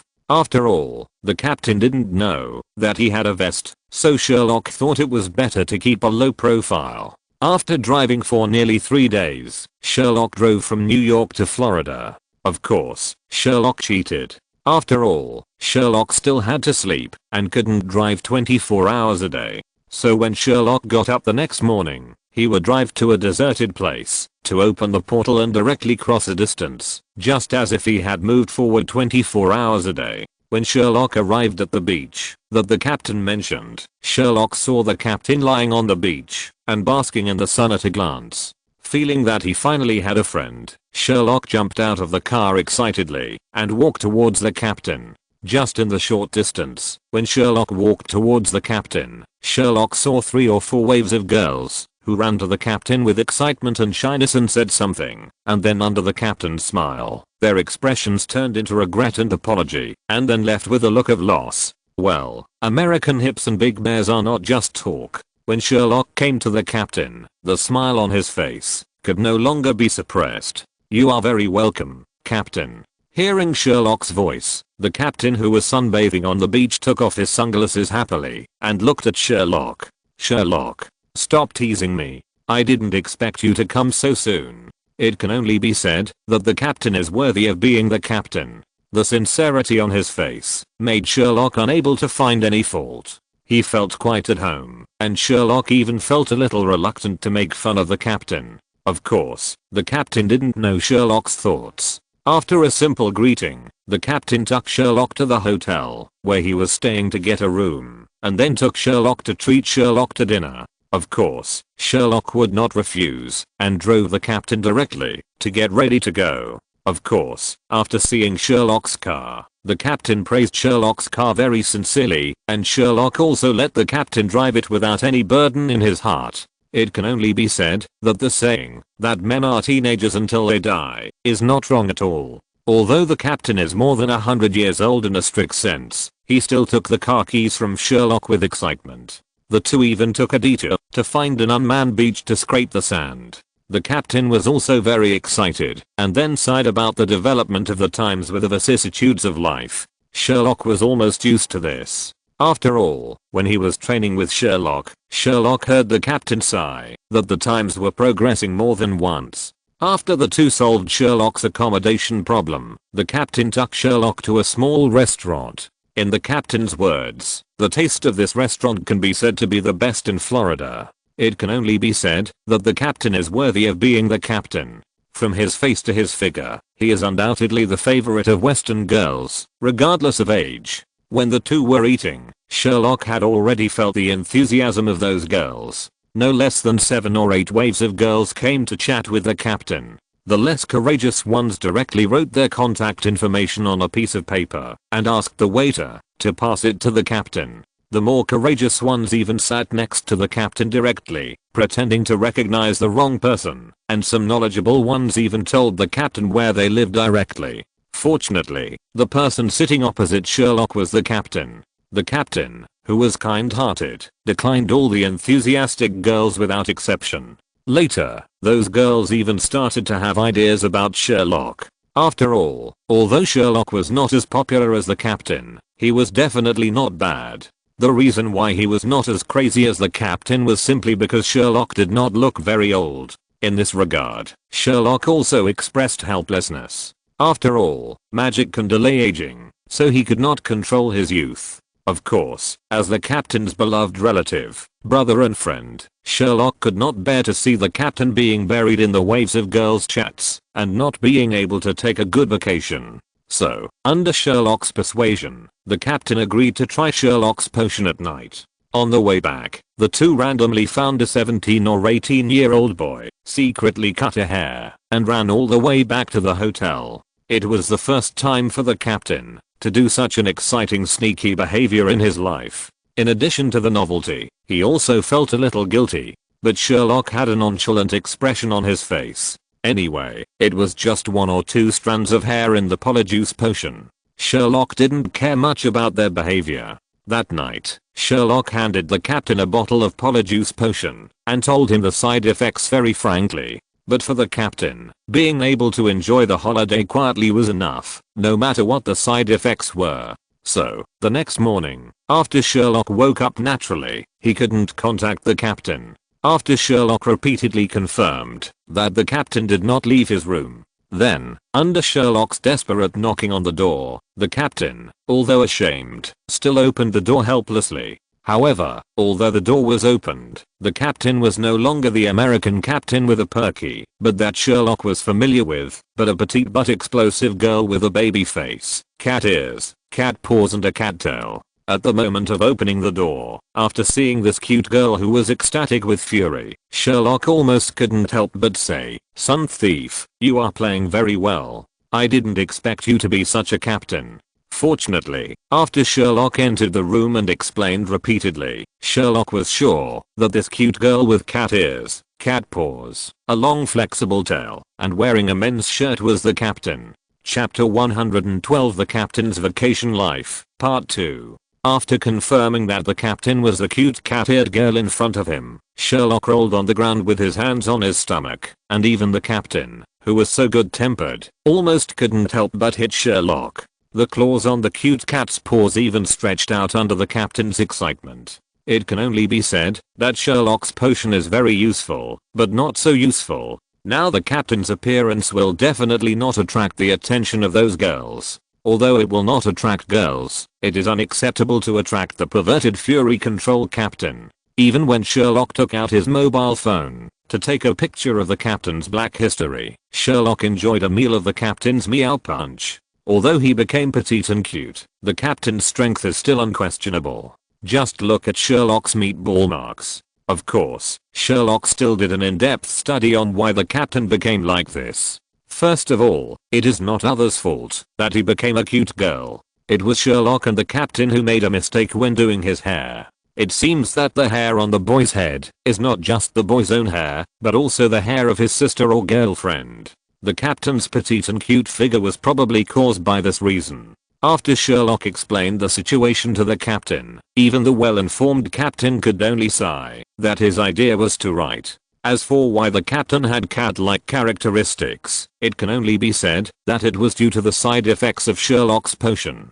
God knows what it feels like when the captain got up in the morning and drank the polyjuice potion given by Sherlock with a happy face. When he was full of joy and ready to welcome a quiet day of vacation, he found that he had become a woman and was so petite. Sherlock even imagined the captain's blushing face checking his body and then his expression of despair. Of course, Sherlock would not miss such fun. He took a few photos while the captain was not paying attention and sent them directly to Tony. Then Tony called the captain's mobile phone. Sherlock could hear the wild laughter on the phone clearly even from a distance of 100,000 miles. The consequence of this was that Sherlock was beaten by the captain's meow punch again. But what should be said, the pink meatball on the captain's claws is really cute. Although it was beaten, the Sherlock as a cat slave was strange to satisfy.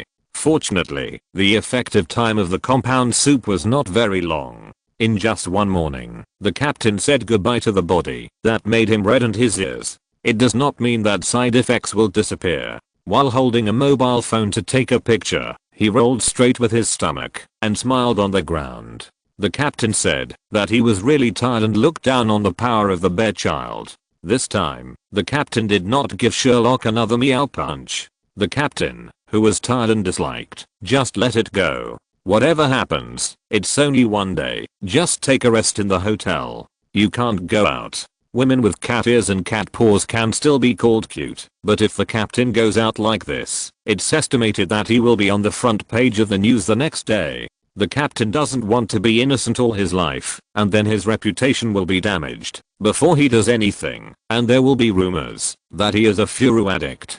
Fortunately, the captain returned to his original state the next day. From then on, the captain always took the attitude of not using Sherlock's magic potion unless it was necessary, and the holiday life of the two of them was on the right track. Although life was on the right track, Sherlock felt that it was meaningless. In Sherlock's words, his grandfather, who was 80 years old before he traveled through time, had a more energetic life than the captain. Take a look at the captain's holiday life.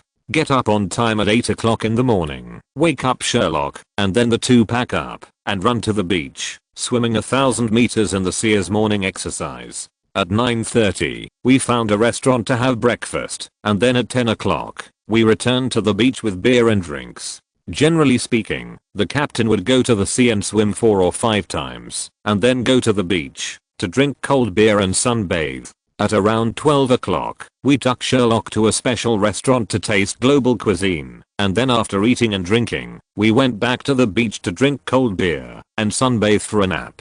At around 3 o'clock in the afternoon, we got up and swam a few times in the sea, and then came back to lie down and sunbathe while dealing with the harassment of some girls. At around 7 o'clock in the evening, we took Sherlock to the restaurant that the captain liked very much for dinner, and then went back to the hotel to take a shower and end the day's vacation life. Not to mention places like bars. The captain didn't even try fishing, and his daily life was more or less the same. After only 3 days, Sherlock said he couldn't stand it anymore. Damn, this felt like a military training life without a trace of vitality. He was here for vacation, definitely not for military training. No, military training is much more lively than this kind of life. At least there is some fun between training, instead of following a regular schedule. If it really goes on like this, Sherlock feels that he might as well experience the Supreme Sorcerer Experience package of Ancient One. The key is that the captain is very satisfied with this kind of vacation life. In the captain's words, this kind of life is enjoyment.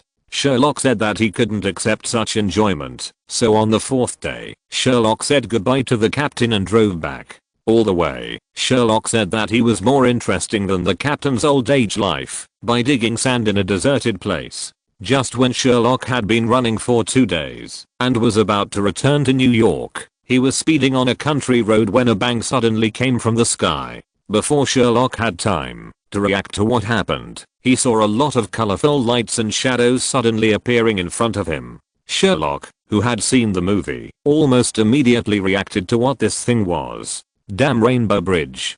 Damn Thor. Sherlock reacted and immediately turned the steering wheel to avoid Thor, who fell to the ground. Then he got out of the car with an angry face and looked at Thor with a silly smile and a bunch of Asgard flowers to greet him. Looking at the mysterious pattern on his beloved car that was burned by the Rainbow Bridge, Sherlock's mouth twitched and he decided to ignore the silly man who was running towards him. He got into the car with an expressionless face, locked the door, closed the window, ignored Thor who kept hitting the car window outside, and picked up the phone with an expressionless face and dialed the insurance company. Hello, it's me again. You may not believe it, but my car was burned by the alien transmission device and the paint has fallen off a lot. Can I claim compensation? Before Sherlock finished speaking, he heard the sound of glass breaking. Turning his head, Sherlock's blood pressure suddenly rose, and he continued to speak while biting his back teeth. Oh, by the way, the passenger side window was also broken by the damn aliens. The address is XXXX. I'll be waiting for you guys here. Chapter 113, Thor's Love Life, Part 1. To Sherlock's surprise, although he followed the prescribed procedures to ask the insurance agent to pay for the accident, the operator on the other end obviously did not have such an idea. After Sherlock spoke for a while, the operator asked Sherlock in a polite and sweet voice to write down a number and take a photo of the car damage and send it to this number later. They will file the photos as soon as they receive them and compensate Sherlock immediately after the car is repaired. Sherlock was stunned by the little rhetoric. Damn, is this still the insurance of the Beacon Country that is known for being difficult to deal with? Has it changed its nature? Why is it so easy to talk to today? The operator on the other side looked at Sherlock's information on the screen and the special red bold and enlarged remarks and felt speechless. You say you are the nephew of the richest man, but the key is that this famous richest man is also the biggest boss of his own company. How can he be short of such a small amount of money for repairing the car? Do you want to be so frugal? Wouldn't you be embarrassed to go out with your richest uncle like this? You might as well ask your uncle for money directly instead of claiming insurance like this. The female operator thought about it and thought of a scene in a DC comic that she had seen a few days ago.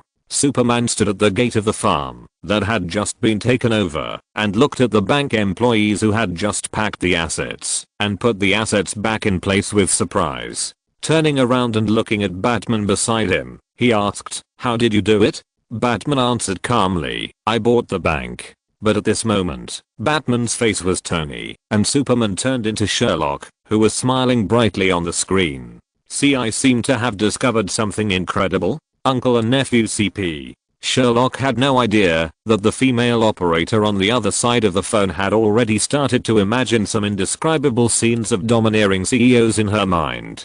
She hung up the phone with a puzzled look on her face and turned into a ruthless camera without any emotion. Sherlock even took a few photos of Thor Sherlock, who was sitting in the co-pilot with a silly look on his face. The scene, the murderer, and the victim's vehicle were all clearly photographed. Sherlock confirmed that nothing was missing before sending the photos to the insurance company. As for the insurance company's reaction to the murderer photographed by Sherlock, it was not Sherlock's business. After finishing everything, Sherlock returned to the car expressionlessly, put his hands on the steering wheel, took several deep breaths, and then slowly adjusted his state. A professional smile suddenly appeared on his face, and he turned around and opened his hands to Thor beside him. "Oh my dear Thor, long time no see. What brought you to me?" Sherlock said while trying to control the expression on his face. The reason was very simple. After all, Thor's clothes at this time really made Sherlock unable to bear to look directly at him.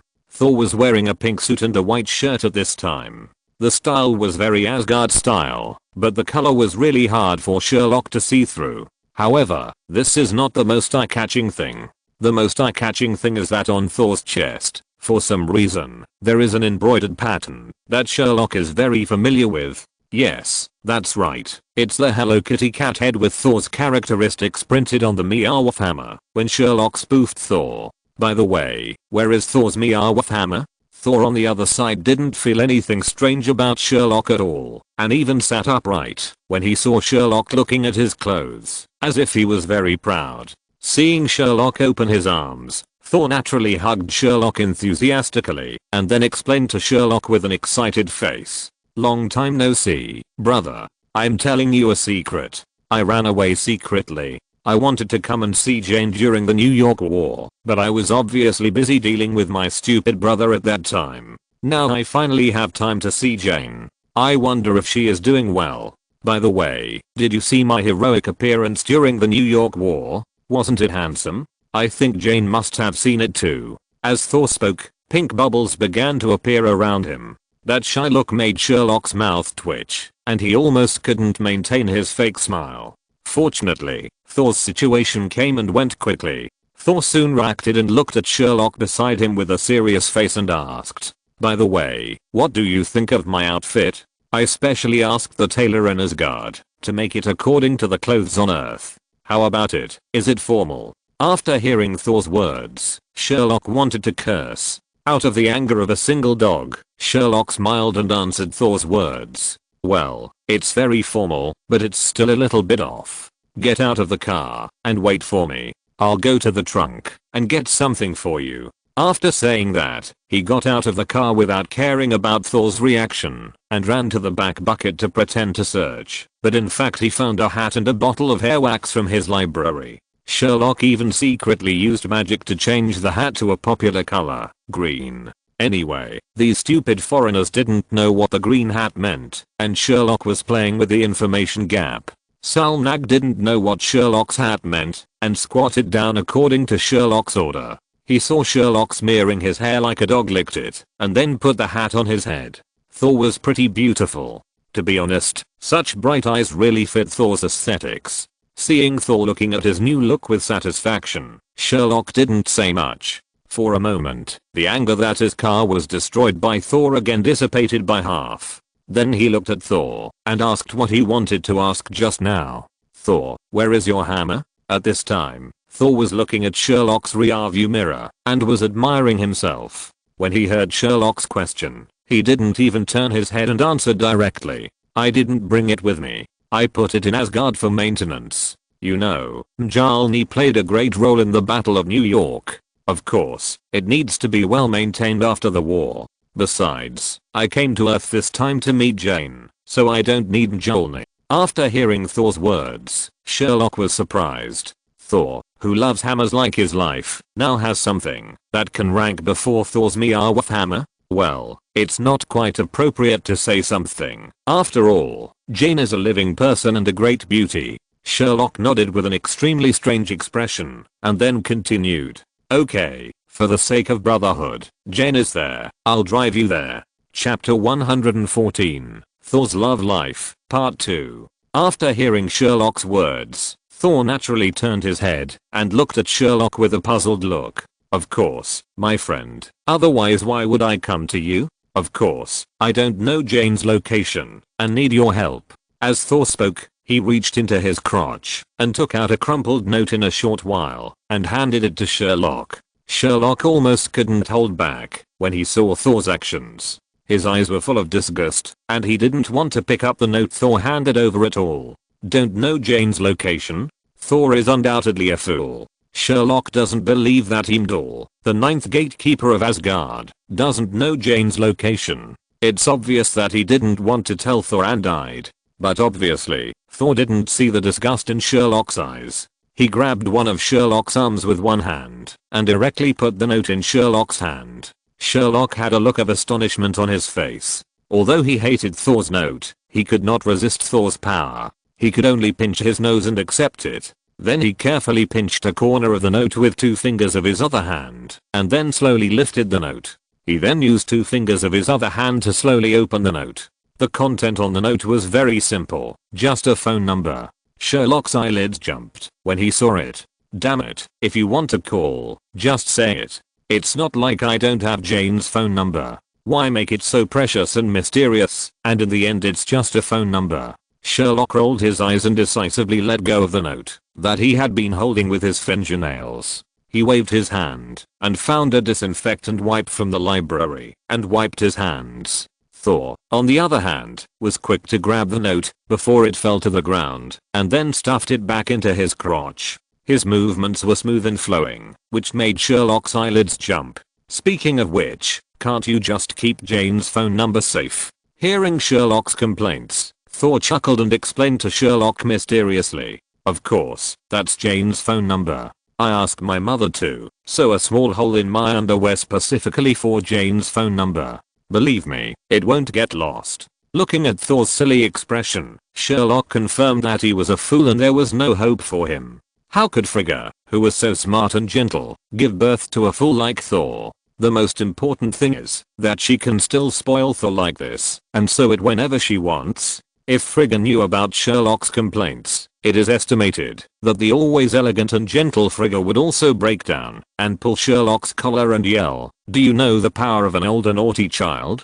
After scolding Thor with his face for a while, Sherlock sighed helplessly. After all, a fool like Thor simply couldn't understand how dirty Sherlock's scolding was with his face. After playing the single-player game for a while, Sherlock finally sighed helplessly and picked up his phone to call Jane. After getting Jane's address, Sherlock called Thor to get in the car quickly. Thor's hesitation would be unworthy of his title of SUO Han. He jumped into the car decisively and left with Sherlock. Jane had resigned from S.H.I.E.L.D. because the Cosmic Cube was taken away by Loki and triggered the New York War. She was resting in her hometown, a small town, which was not far from the two of them. Sherlock took Thor and drove directly there. When the two arrived at the town, they saw Jane selling potted plants at the market in the town. Well, an astrophysicist selling flowers at home, it can only be said that Jane is very thoughtful. Seeing a Shelby Raptor Badger version of the high-end pickup truck parked next to her stall, although the car seemed to have a little bit of war damage, Jane still knew who the owner of the car was at a glance. Among the people she knew, there was only one person who had an unparalleled love for the Raptor: Sherlock. Jane excitedly greeted Sherlock, who had just opened the car door. Before Sherlock could reply, Jane saw Thor coming down from the passenger seat. The next second, Jane couldn't help laughing out loud. After all, who would have thought that Thor, who was full of muscles, would wear a weird pink suit with a cute cat head embroidered on his chest? The most important thing was that there was a green hat on his head. Jane almost immediately understood that this was definitely Sherlock's prank on Thor. After all, when the two were in love, Sherlock and his girlfriend had done a lot to Thor, the silly one. However, Jane was very emotionally intelligent and didn't directly point out Sherlock's prank. Instead, she tried hard to hold back her laughter. Even the resentment in her heart that Thor hadn't come to see her for such a long time was dissipated a lot because of Thor being pranked. Seeing that the eyes between the two were about to be drawn, Sherlock said that he couldn't stand it. After sending Sol to the destination, Sherlock wanted to leave, but before leaving, Sherlock had one thing to do, that is, repair the car. After all, the Rainbow Bridge wave can be said to have printed the mysterious pattern on his car. The most important thing is that the iron sheets in these places have been exposed by the Rainbow Bridge. Sherlock, who loves his car like his life, will never allow his car to run on the road like this. If it rains and it's bad, the shell of his car may be rusted through directly, which will be more troublesome. It's better to find a repair shop in the town to spray paint. After asking Jane about the location of the repair shop, Sherlock didn't pay any attention to Sol standing next to Jane with pink bubbles and drove directly to the repair shop. But it was obvious that God didn't seem to want Sherlock to leave like this. The guy in the repair shop told Sherlock that it would take a week to repair the car. After all, there were several cars that needed to be repaired before Sherlock, and repainting was also a big job. The most important thing is that the owner of the repair shop is a stubborn person. Even if Sherlock wants to pay more to jump the queue, he won't let him. He has to make Sherlock queue up. In desperation, Sherlock can only return to Jane's stall with a curse. After all, this is the only repair shop in the whole town that can spray paint. Sherlock can only accept it with a pinch of his nose. Sol and Jane are very welcoming to Sherlock, who has returned. Jane even generously invites Sherlock to live in their farm for a week. Sherlock's eyebrows jumped when he heard it. I didn't expect Jane to be a big American landowner. Chapter 115, Falling in Love. Sherlock. Part 1. The three stayed at the market for a while. Seeing that there was no business, Jane asked Sherlock and Sol to close the store and go home. After a busy day, they sat in Jane's broken pickup truck and came to a slightly dilapidated farm not far from the town. Until now, Sherlock and Sol knew that Jane had no relatives around her. This farm was the last thing that Jane Feng's father left to Jane. Listening to Jane's slightly sad introduction, Sol, who had a lot of strength, immediately said that he could help Jane repair the farm, and his good brother Sherlock would also help. Although Sherlock didn't want to take on such hard work like Sol, after all, he was short-sighted, so Sherlock pinched his nose and accepted it, and secretly vowed that, if it didn't work, he would secretly switch to the bigger count and shoot hundreds of rounds at the farm, to restore it to its original state. Although Sherlock thought so, after really investing in farm life, Sherlock inevitably indulged in it. Perhaps due to the awakening of the farming bloodline in his soul, Sherlock has no aversion to farm life. Although he is very tired every day, he lives a fulfilling and fresh life every day. If I have to say, it may be that Sherlock can't stand being fed dog food every day. Fortunately, there are many houses in the farm. Sherlock said that he would not hear any indescribable sounds at night. Otherwise, Sherlock probably wouldn't want to stay here for a minute. Under Jane's leadership, the lives of the three people gradually became calm and regular. The three people would go to the market in the morning to sell potted plants. After all, this can be said to be the only agricultural product on Jane's farm. At noon, the three people would directly solve the lunch problem in the market and buy ingredients. In the afternoon, Sol and Sherlock would repair the farm, while playing and preparing the potted plants needed for tomorrow. Jane took advantage of the childish play of the two men to deal with the ingredients and prepare dinner in the evening and breakfast tomorrow morning. The days can be said to have been very peaceful for 4 days, and even Sherlock was a little reluctant to give up such a farm life. But it is obvious that God will never let Sherlock live such a smooth life. On the morning of the 5th day, when several people were playing and fighting at the stall, a woman appeared and broke the peaceful life of the three people. The cause of the incident started when Sherlock was left at the stall to look at the simple potted plants. A woman appeared in front of Sherlock, cursing Jane and Sol for being dog abusing, while reading the novel in her hand. Sherlock was stunned by the person in front of him when he looked up.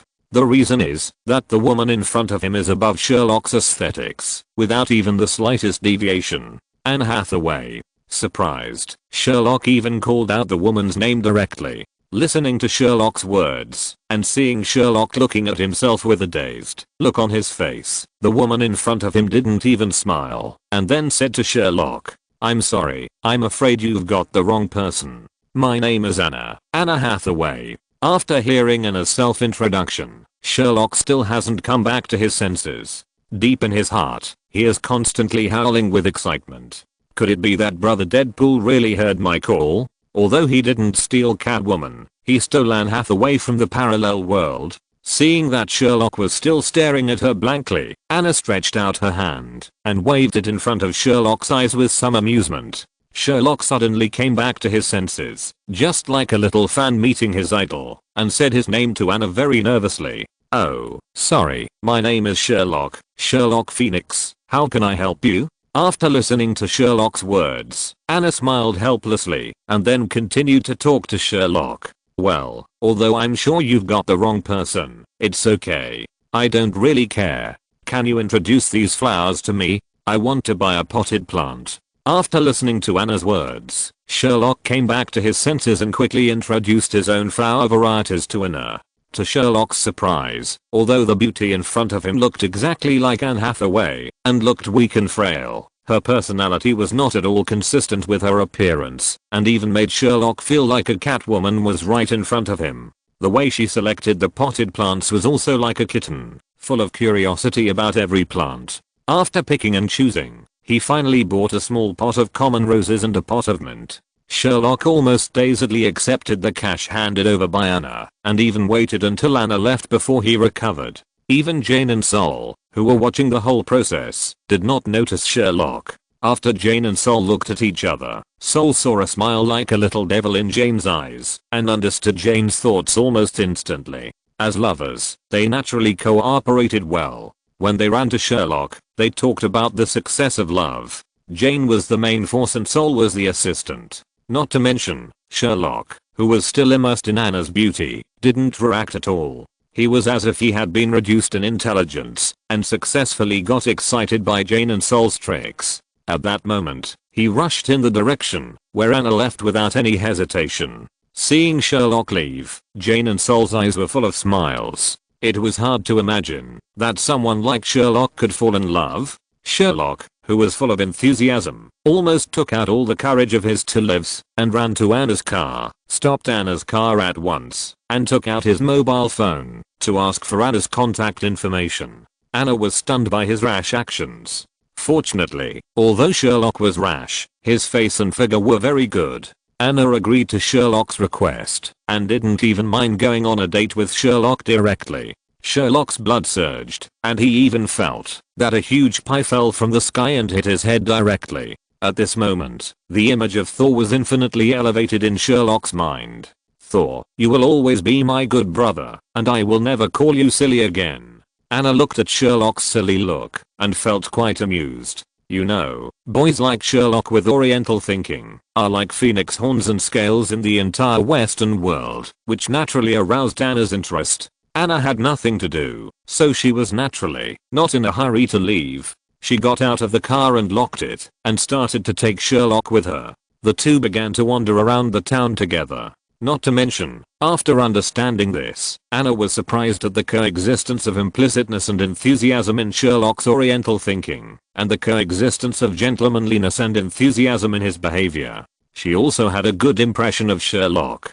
And Sherlock was also surprised at Anna's character, generous, interesting, kind and even a little unwilling to admit defeat. The two of them were like dry firewood and raging fire, and the more they talked, the more heated they became. The only thing is that Sherlock may not be telling the truth, which is Sherlock's profession. If you're listening to this novel on a channel other than Fanfic World, it means they downloaded and uploaded it without effort. We cordially invite you to visit our channel, Mundo Fanfic Novelos. There you'll find the original version of this story and you can explore many other novels of various genres. We're waiting for you to immerse yourself in a world of incredible novels. Chapter 116 Sherlock Falls in Love, Part 2. After all, Sherlock's profession is really hard to explain. What should Sherlock say? The head of the novice village, the largest underground hidden profession on the East Coast. The largest arms chief in Asgard, the wizard in the Avengers, the anonymous disciple of Kamateheim under the Ancient One.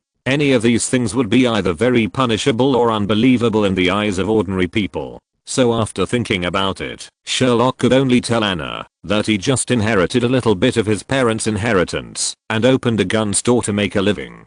After all, guns are not banned here, and opening a gun store is just an ordinary small business here. Sherlock's gun store is at most a little bigger, and the after-sales service is a little more, which is not a problem at all. Anna also apologized for Sherlock's parents leaving, and with a very high emotional intelligence, she directly changed the topic and began to introduce her profession.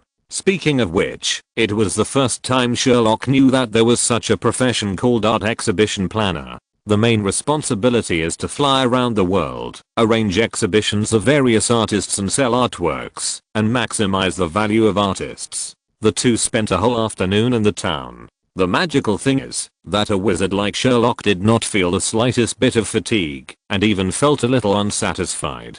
And in the afternoon, Anna gave Sherlock a more direct feeling, just like a cute kitten, who seemed to be full of curiosity about everything. I can always notice some small beauties in some small places, and I'm very happy to share them. How does that sentence go? It starts with appearance, falls into character, and ends with character. Anyway, Sherlock feels that he has reached the second step. The two walked around until the evening. Sherlock also invited Anna to dinner and learned about Anna's situation. The reason why Anna appeared here was because of her colleague. The sudden death of her colleague made Anna feel that life was too impermanent, and her heart was like holding her breath. So she took a leave directly to go on vacation. This town is Anna's vacation spot. After dinner, Sherlock sent Anna back to the B&B where Anna rented, and made an appointment to meet again tomorrow. Anna naturally agreed to Sherlock's invitation. After an afternoon of contact, Anna also felt that Sherlock was very interesting, and seemed to have the idea of continuing to develop a relationship. In her heart, she also appreciated Sherlock's gentlemanliness. You know, this is Sherlock. If it were a Westerner, after a pleasant afternoon date, he might directly invite the other party to spend the night. But it was obvious that Sherlock didn't mean that. After agreeing on a meeting place, Sherlock stood on the road and watched Anna's bedroom light up, and then he stopped a taxi and returned to Jane's farm. Of course, all of this fell into Anna's eyes hidden behind the curtains, and her rating of Sherlock in her heart was greatly increased. Jane and Saul were extremely shocked that Sherlock actually came back at night. They even thought that Sherlock would not come back tonight. Sherlock rolled his eyes and was speechless, especially Saul. According to Saul, Sherlock felt as if he was not with Anna, but was doing an illegal activity that would be subject to administrative detention for 7 days. Of course, since Sherlock is back, Jane and Saul will not let Sherlock go. They will have a 3-court trial. Sherlock did not hide anything, and told them a general idea. Although Saul had an expression like he had finally eaten his brother's big melon, and his mean face almost made Sherlock want to find something to slap Saul in the face, Jane was still very rational. After all, Anna is not from the town, and the two of them only know about Anna from Sherlock's mouth. Therefore, based on the principle that friends should help to check, Jane expressed to Sherlock that she wanted to invite Anna to dinner on the farm tomorrow night.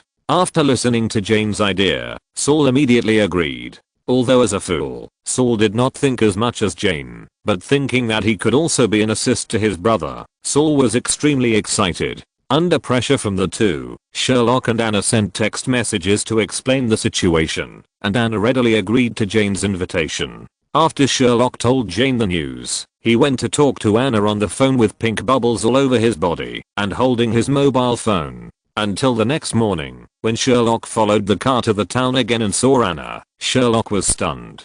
Today's Anna seemed to be completely different from yesterday. If yesterday's Anna was a pastoral girl next door, then today, Anna's brilliance was not inferior to those dazzling Hollywood stars. Anna's smooth hair was tied up, and the makeup on her face was even more exquisite. There was a string of pearls on her swan-like neck, and the black tight dress outlined Anna's seductive curves. What made Sherlock feel the most was that Anna was wearing black stockings on her legs. The most important thing was that there was a black seam on the back of the stockings, which matched the high heels on her feet. Just looking at it was enough to make Sherlock feel overwhelmed. Anna's outfit inexplicably made Sherlock feel as if he had really traveled to the plot of Batman and faced the Catwoman who stole in Wayne Manor. Damn it, Sherlock, who was in love for the first time in his 2 lives, couldn't stand such a dress. He couldn't stand it. He couldn't stand it at all. Anna also found Sherlock standing not far from her with a red face. She felt amused and wanted to tease Sherlock.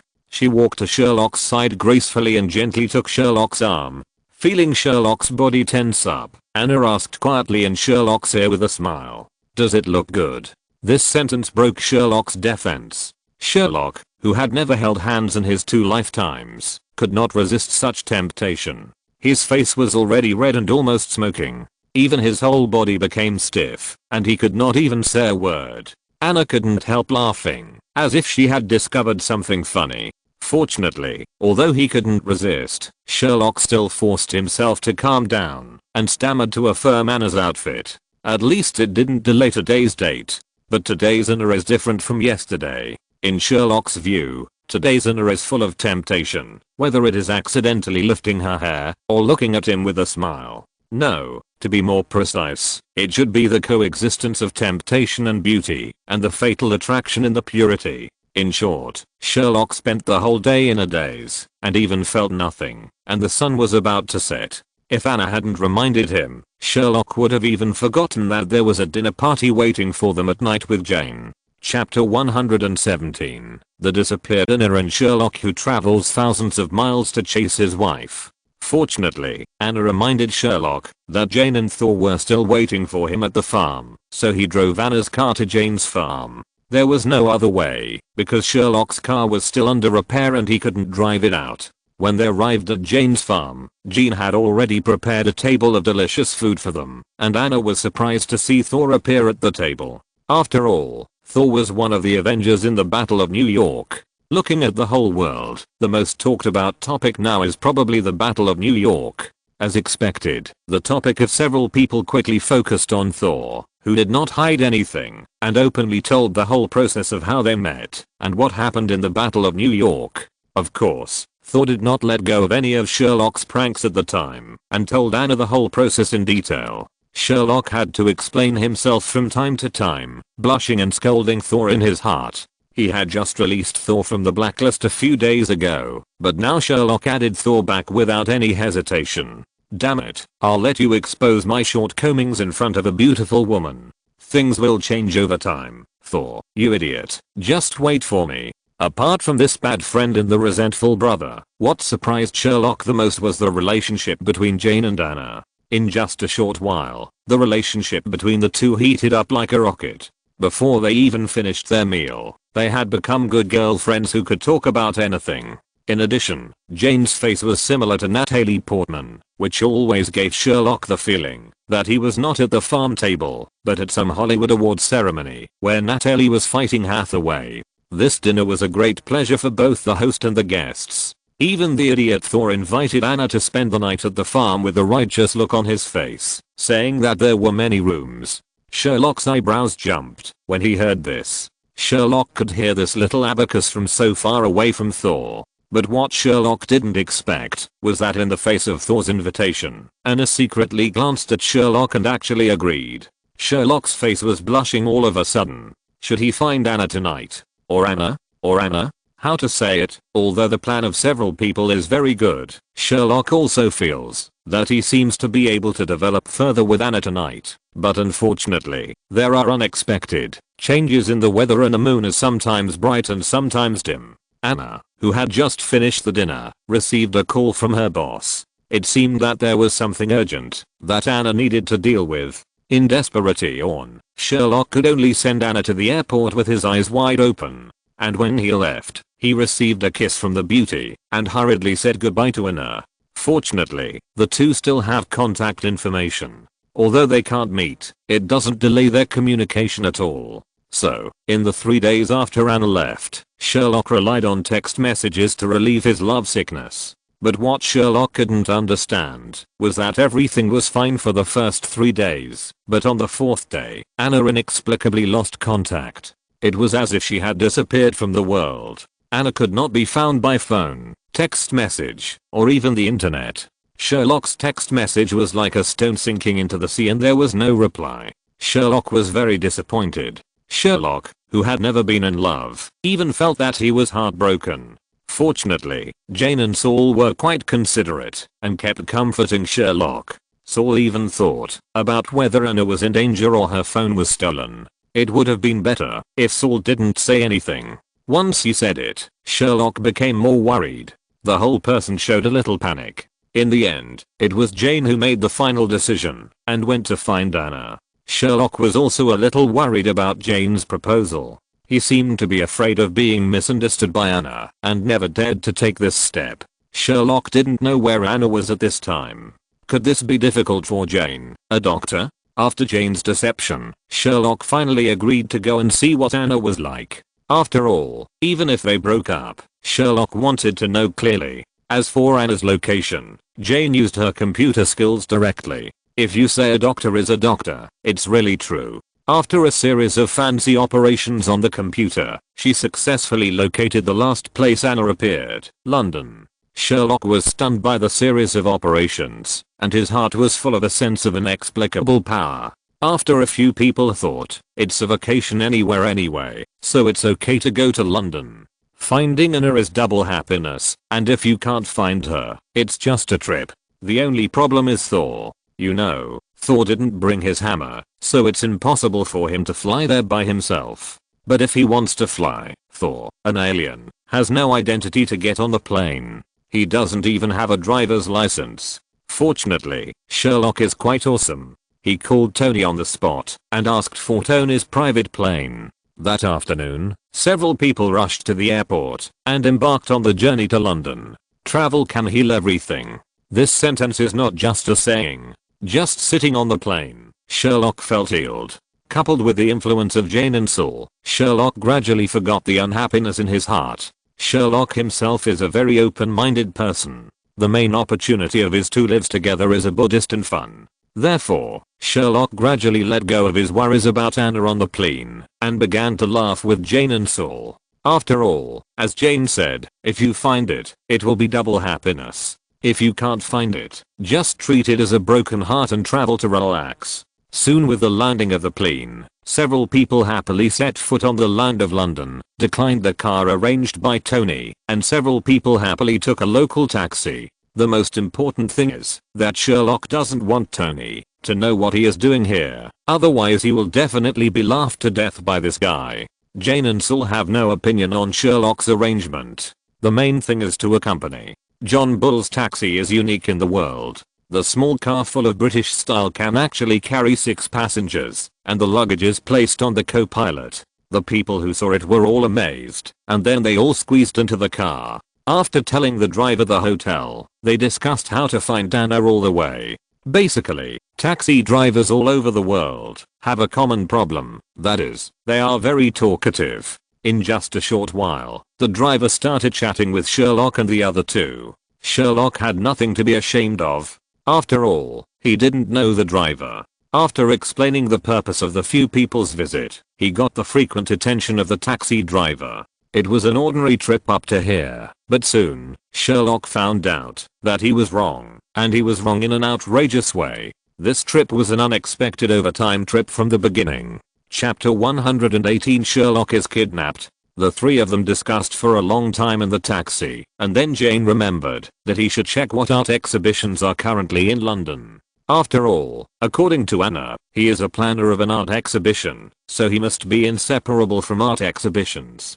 But when Jane took out his mobile phone and turned it on, the driver who had been talking to the few people with headphones seemed to change his face slightly, but the person sitting in the car did not notice this abnormality. After entering the city of London, the driver's radio began to broadcast traffic reports. Listening to the traffic reports on the radio, Sherlock was surprised to find that the congested road section was the only way to the hotel they booked. Sherlock was exhausted after flying for more than 10 hours, so he was not willing to experience the special traffic jam in London. He directly asked the driver if he could take a detour so that the few people could quickly go to the hotel to rest and adjust to the time difference. Listening to Sherlock's words, the driver naturally agreed very much. He turned the steering wheel and the vehicle drove into a small road. Sherlock and the others didn't care until, for some unknown reason, Jane, who was checking on her phone, couldn't control her eyelids, and her neck tilted, and she lost consciousness. Sherlock and Thor felt something was wrong. Seeing that Sherlock and Thor seemed to be alert, the driver no longer pretended and pressed a button on the steering wheel. In an instant, a sweet and sticky smell accompanied by a white mist began to spread in the passenger compartment. Thor was closest to the white smoke. In just a few breaths, Sherlock saw the Asgardian warrior collapse weakly on the seat. Sherlock wanted to cover his mouth and nose, but he was too weak to raise his hands. In the end, he could only watch the driver sitting in front of him curse with all his strength. "Fuck you." Before he finished speaking, Sherlock felt his eyes go black and completely lost his consciousness. It must be said that Sherlock did not disgrace the title of a fun person at all. Before he fainted, Sherlock's thoughts, in addition to the insults to the driver, were just one thought. This time, the fun was really fucking great. When Sherlock woke up again, he found himself in a cave. It didn't look like it was artificially excavated, but rather like a natural cave. But the difference was that, although the entire cave was formed naturally, it was full of traces of artificiality. The fluorescent lights on the top of the cave illuminated the entire space with incomparable brightness, without a single dead corner. Rows of shelves were neatly placed against the walls of the cave, and on the shelves were transparent square boxes. Sherlock couldn't see clearly what was in the boxes, but it looked like all kinds of insects. Sherlock himself was tied to a chair with his hands tied up, and there was a cloth strip in his mouth that made it impossible for Sherlock to make any sound. Opposite Sherlock was a large, tightly closed iron door that looked unusually heavy. On top of the iron door were rows of vents, making the entire cave not feel stuffy at all. He moved his stiff neck, which was good. At least his neck could still move. Sherlock felt that there was no part of his body that didn't hurt. Tilting his head, Sherlock also found Thor next to him. Compared with himself, Thor's treatment was much better. Sherlock was only tied up, but it was obvious that these kidnappers knew Thor, and knew that Thor was a hero of the Battle of New York. Therefore, Thor's body was tied to the chair tightly with various steel bars. The number of them even made Sherlock feel like an iron virgin. Moreover, this group of kidnappers was so crazy that they even blocked Thor's head and mouth with steel bars. Sherlock could at least move his head, but Thor could only move his eyes. After a few whimpers, Thor finally woke up from Sherlock's shouting. When he woke up, Thor was obviously confused for a while, and then he struggled violently. But it was a pity that Thor, the hammer god, could not break free from the steel bars that bound him. Sherlock didn't dare to struggle violently because he didn't know what the kidnappers were doing. After all, in this not very big cave, Sherlock didn't find any trace of Jane. Just when Sherlock began to think about whether to use magic to escape, the iron door opposite Sherlock was opened. A group of people in elegant suits came in one after another. The most eye-catching one was the person standing in the front. This person had a white coat on the outside of his suit, and he looked like a researcher. As soon as the white coat came in, he ignored Thor, who was struggling, and came directly to Sherlock. He took out the cloth from Sherlock's mouth and said in an almost aria tone, "I really didn't expect that our planner actually knew the Avengers. But it seems that the Avengers are not that powerful, right?" In one sentence, Sherlock was confused on the spot. Planner? What planner? Why didn't he know that he had such an identity? What are you talking about? I don't understand what you are talking about. Why are you kidnapping us? Sherlock decided to stay put for the time being and figure out what the situation is. On the other side, Thor was also attracted by what Sherlock and the white coat said. He stopped struggling and stared at the white coat with his eyes, as if he wanted to kill the white coat with his eyes. Listening to Sherlock's words, the white coat seemed to feel that he was fooled. He turned around and stared at Sherlock angrily, grabbed Sherlock's collar, and approached Sherlock viciously. "Don't pretend. Planner. We know it's you. Now, tell me the password. Otherwise, even your Avengers friends will die here because of you." Exclamation mark.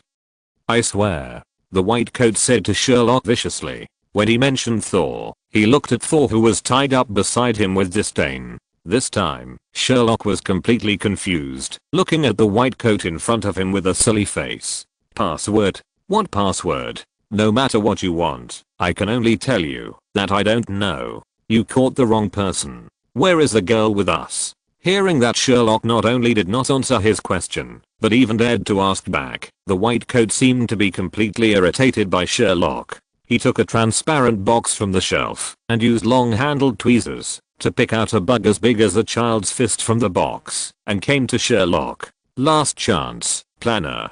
Believe me, you will definitely not like the consequences of the negative puppet's stubborn resistance. If you don't tell me, I will put this little cutie on your artery. Believe me, one bite will make you experience what it means to be in ecstasy. Oh, by the way, don't be afraid, this insect is still very kind, and its toxins will not be fatal immediately. You will continue to swell and fester all over your body, and you will eventually meet your death in more than 10 hours. Tell me the password. Otherwise, I will let this little cutie kiss you gently on the neck." Looking at the big bug that was constantly struggling in the tweezers, Sherlock admitted that at this moment, he was really panicked. Before crossing over, Sherlock had the experience of being hit in the mouth by a flying cockroach the size of a palm when he traveled to the south as a child. If Sherlock had not closed his mouth quickly, he might have tasted the taste of cockroach sashimi. This experience also caused Sherlock to hate insects even after crossing over. Fortunately, with the help of magic, there were basically no insects around Sherlock. Now, this white coat was holding a baby fist-sized insect in front of Sherlock, and Sherlock's fear of insects was aroused all of a sudden. Sherlock, who was filled with fear, almost forgot that he knew magic. He began to struggle constantly, based on instinct, and instinctively wanted to stay away from the insect. Sherlock's behavior seemed to greatly satisfy the abnormal psychology of the white coat. He kept holding the insect close to Sherlock and wanted to force Sherlock to tell him the information he wanted to know. Just as the white coat was about to continue to threaten Sherlock, the door behind the white coat made a deafening explosion. With the sound of explosion, the originally heavy door was blown to the ground in an instant, and a woman in combat uniform and holding a gun rushed into the small cave. A few bursts of gunfire knocked down everyone in the cave, which made Sherlock and Thor stunned. When the woman took off her mask in front of them, their eyes widened. The reason was very simple. Both Sherlock and Thor knew this woman, especially Sherlock, who not only knew her, but was also very familiar with her. Anna. Chapter 119. Agent Storm, right? Anna. Well then. The two of them called out the name of the person who came. Well, the vague call at the back was from the silly Thor. Sherlock looked at the heroic Anna, and his mind began to recall in an instant. From the first time with Anna to the inexplicable kidnapping now, Sherlock felt that his CPU was about to burn out. On the other side, Thor looked like a pig brain overload, giving people the appearance of a head itchy, as if a brain was growing. Anna ignored the shocked two people, casually pulled out the dagger on her thigh, and cut the rope that tied Sherlock without saying a word, then turned around and walked around Thor and began to observe the chair that bound Thor. Soon Anna found something different and gently pressed somewhere, and the iron pieces that bound Thor opened in an instant. The two quickly sorted themselves out, but they didn't know how to face the heroic Anna in front of them. Anna didn't say much and casually threw the pistol on her waist to Sherlock. You know how to use a gun, right? Pay attention to your own safety. We need to leave here before the alarm sounds. After saying that, regardless of how Sherlock and Saul reacted, she walked straight towards the iron gate that was blown open. It was not until this time that Sherlock and Saul reacted and hurriedly put away their guns. Sherlock felt that he had a lot of words in his heart and couldn't get them out. He quickly raised his gun and followed Anna and asked, "What's the situation? Anna, who are you?" Looking at Sherlock, who was full of curiosity, Anna thought for a while and sighed helplessly. "Okay, get ready, we have to leave immediately." Anna answered Sherlock's question concisely and left without giving Sherlock a chance to answer. But at the moment, when Anna was about to move forward, Saul, who was standing behind Anna, reacted first and shouted, "Wait a minute. We are about to fight, right? Leave it to me, I'm Thor." After saying that, Thor raised his arm with a carefree look. At the same time, in Asgard, a craftsman in charge of weapon maintenance carefully completed the last maintenance of Meow Meow Hammer, looked at the Meow Meow Hammer on the shelf, and wiped the sweat from his head with satisfaction. Just as he was about to record the daily maintenance of Meow Meow Hammer in his work log, the Meow Meow Hammer on the shelf began to vibrate violently, and the next second, Meow Meow Hammer flew directly towards the craftsman. It just happened to have an intimate contact with the craftsman's face, directly knocking the craftsman's buttocks, and then flew towards the wall behind him. If nothing unexpected happens, Meow Meow Hammer may pass through the wall of the Asgard Palace, cross the vast universe, and come to Earth to find Thor, because Thor summoned Meow Meow Hammer. But unfortunately, just when the Meow Meow Hammer was about to touch the wall, an old hand suddenly grasped the handle of the Meow Meow Hammer. Looking at the Meow Meow Hammer struggling in his hand, Odin, the king of gods, sighed with difficulty. "Mjalmi, sometimes your master needs to go through some things alone, so this time, leave it to him." After Odin finished speaking, the Meow Meow Hammer gradually stopped struggling. looking at the unyielding face of the craftsman printed on the meow meow hammer that had just been maintained, and then looking at the unconscious craftsman lying on the ground, odd inside helplessly, and began to call people to deal with the aftermath. On the other side of the earth, Sherlock and Anne looked at Thor, who had been posing for a full 30 seconds without anything happening, and his face was speechless. Even Thor himself felt a little embarrassed. After a while, Sherlock remembered something, and looked at Thor and asked tentatively, "Thor, I remember you didn't bring me our hammer?" After hearing Sherlock's words, Thor's face flashed with embarrassment, and the temperament of the god of thunder disappeared in an instant. He returned to Sherlock's back, and stood with his back bent, and said to Sherlock seriously, "His name is Mjolnir, not Meowthhammer." Seeing Thor's joking behavior, Anna rolled her eyes helplessly, and then she pointed her gun again, and prepared to move forward. At this time, the piercing alarm sounded throughout the cave in an instant. Hearing the piercing alarm, Anna rolled her eyes helplessly again, and said to the two people standing on the other side of the door, "Follow me closely." After saying that, she rushed out with her gun raised. Compared with the cave, where the few people were just staying, the passage after walking out of the gate is undoubtedly much darker. Of course, the cave with many connections and darkness is also good for the few people. At least it can hide the figures of the few people to the greatest extent. Anna's shooting skills are good. Victor in her hand charges and shoots continuously. Every time she shoots, an enemy falls. Sherlock and Thor follow behind Anna. Sherlock occasionally supports Anna, who is walking in front with his pistol. At the same time, he also pays attention to the passage behind him to prevent enemies who may appear at any time. Even Thor picked up a submachine gun from the enemy. Thor, who has never used a firearm, feels very novel about this thing. He also joins the battle like Sherlock. It's just that the accuracy is not in vain. If Thor has a little shooting talent, his weapon will probably not be the Meow Hammer for close combat. Not only that, Thor, who has never received training, will occasionally accidentally aim the muzzle at Sherlock, who is standing in front. Sherlock was frightened several times. If Thor accidentally fires, his chrysanthemum will definitely not be safe. Just when Sherlock was trying to find a reason to remove the gun from Thor's hand, Thor seemed to remember something and grabbed Sherlock. "Wait a minute. Sherlock, Anna, where is Jane? We must find Jane." After hearing Thor's words, Sherlock and Anna were stunned for a moment. Just as Sherlock was about to say something, Anna interrupted Sherlock's mouth. "Jane is not here. To be exact, Jane is missing. Only the two of you were caught here." Anna didn't even turn her head while speaking, and she kept firing. Sherlock was not idle either. He used two shots from the pistol, and one shot from the head to kill the enemy, while constantly approaching Anna. Sherlock finally seized the opportunity while Anna was changing the magazine. "Jean is missing? What does that mean? What's going on?" Chapter 120, Agent Storm, right? Listening to Sherlock, Anna answered Sherlock's questions while shooting. Literally, when I arrived, the scene was already in ruins. It seemed that two forces had fought a brutal battle. There were eggshells and corpses everywhere. This incident even made the front page headlines. The media described it as a terrorist attack no less than the Battle of New York. According to my later investigation, I can only find that you and Saul were tied here. Jane disappeared without a trace, as if she had evaporated from the face of the earth. If nothing unexpected happens, she should be in the hands of another mysterious force. Anna's tone was very calm, but the content of her words was explosive enough. What? Sherlock's brain almost broke down in an instant. He didn't understand what happened. A big battle?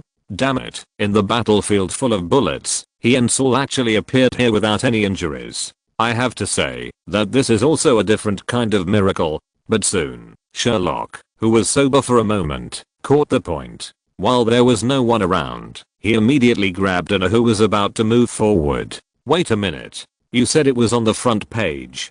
Damn, what month and date is it now?" Anna turned her head and glanced at Sherlock, who was confused, and blurted out a date in a bad mood. After hearing Anna's words, Sherlock was in a bad mood. He and Thor were actually knocked unconscious for a whole week. Are these people beasts? No, they think of him and Thor as beasts, right? That's not right. Even if Sean is a beast, he can't be knocked unconscious for such a long time. Just when Sherlock was confused and lamenting that his life had inexplicably lost a week, a group of people had quietly moved behind the three of them.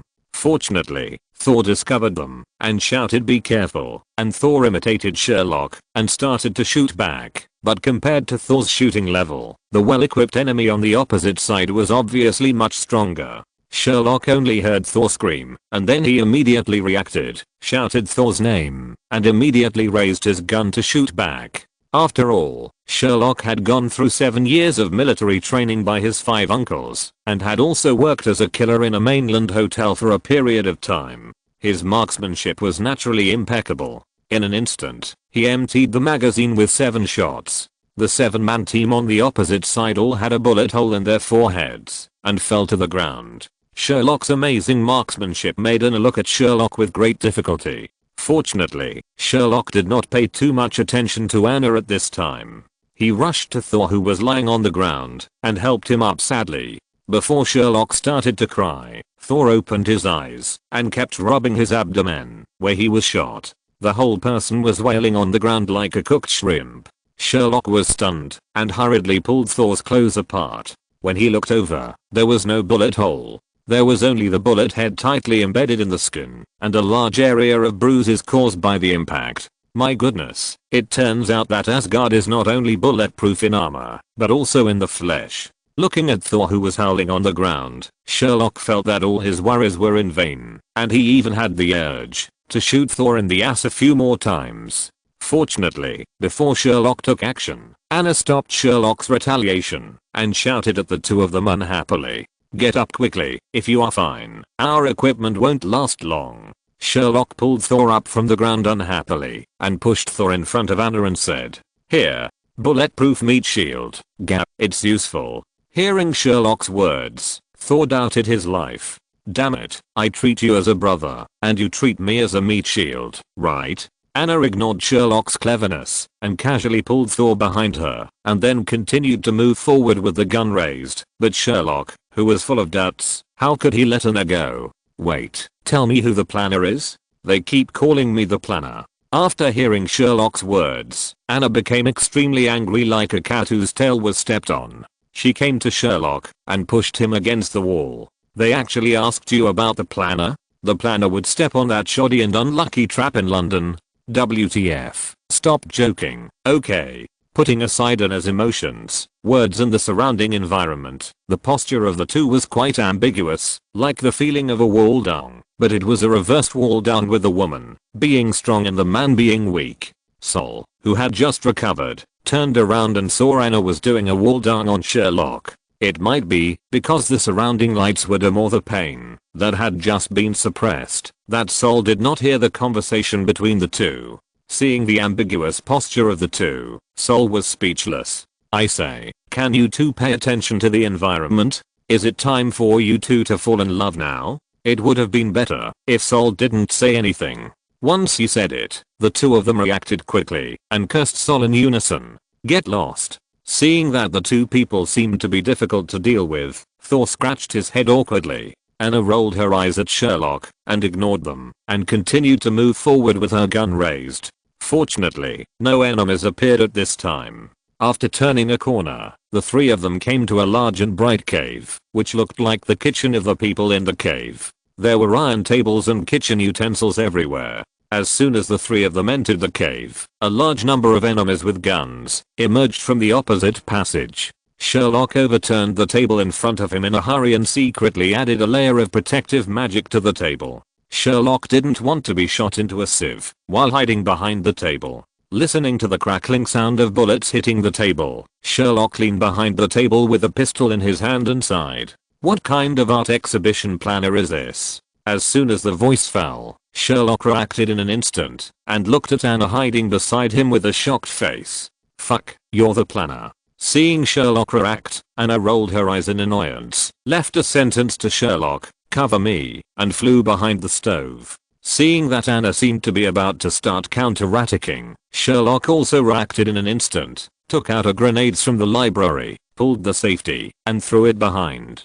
With an explosion, the whole cave fell silent in an instant. Seeing that the enemies were dealt with, Anna stood up from behind the stove with a puzzled look, looked at the scene in confusion, and turned to look at Sherlock. "Where did you get the grenade?" Chapter 121. Agent Storm, right? Listening to Anna's question, Sherlock retorted angrily, "What do you care about me?" After that, he took the lead and walked towards the cave opposite, not forgetting to pick up a gun on the way. Thor stood there and looked at Sherlock, who was leading the way, and then looked at Anna, who was standing behind the stove with a complicated face. He shrugged his shoulders helplessly and followed Sherlock's pace. After passing the cave in the kitchen, the three of them did not encounter any enemies. They walked out of the cave smoothly all the way. As soon as they walked out of the cave and saw the scenery in front of them, Sherlock was stunned.